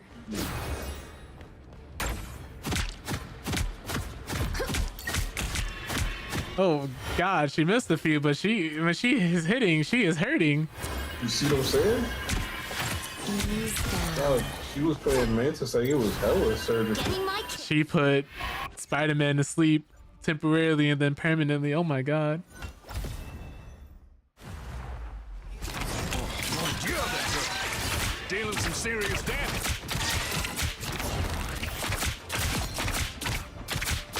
Yeah, that one, I think they had all the right heroes. They just weren't coordinating properly with each other. Kind of like what was happening to us last game. I'm looking forward to being in a full team of coordinated heroes. It seems like it would be a great experience. I'm doing stuff without communication right now and things is working out. Why was Adam hiding in the corner? Actually, I can't even say why. There were two Thors, an ulting rogue, and Adam was just trying to mind his own business. And Rayvon saw him. You can't see me. You can't see me.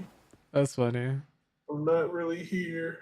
I'll probably be down to run a few more, but I sort of stream portion. That's definitely it for me. No worries. Let me definitely mute myself real quick. Oop. There we go. Thank you guys so much for coming through, hanging out, spending this time with me. Really means a lot. Had a lot of fun playing more Marvel Rivals. Probably will play more Marvel Rivals in the future. Just because I don't know what game I really feel like streaming otherwise. Kind of want to do a few other playthroughs. If any of that changes in the future, I'll let y'all know. In the meantime, though, I have been posting videos to YouTube and TikTok. So if you do want to catch your boy posting like different clips or just more information from the stream for those who may have not been able to make it, I do gaming news segments in videos to cut them out and then post them for people who just couldn't make it, just in case anybody would like to stay informed about what's going on or just maybe curious. Something to throw on while you're like doing stuff in the morning, or you know, if you have some time. That being said, let me throw that in here for y'all. And if you're on Twitch, stick around for the raid. If you're on YouTube, stick around for the outro, because we're gonna be raiding out to whoever's live. Oh, let me close and reopen the game real quick. See who we got. Guess we're gonna be rating Matsume-san again. He's currently playing through Control, which is a great game. So if y'all could go through, show that man some love, would highly appreciate that.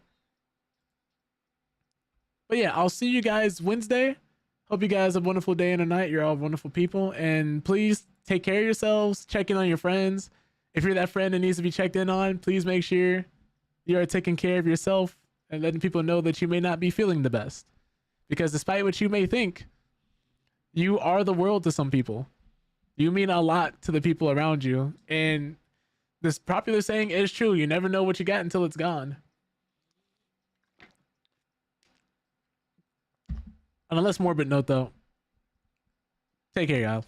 And hopefully I hope you guys enjoy the rest of your Mondays.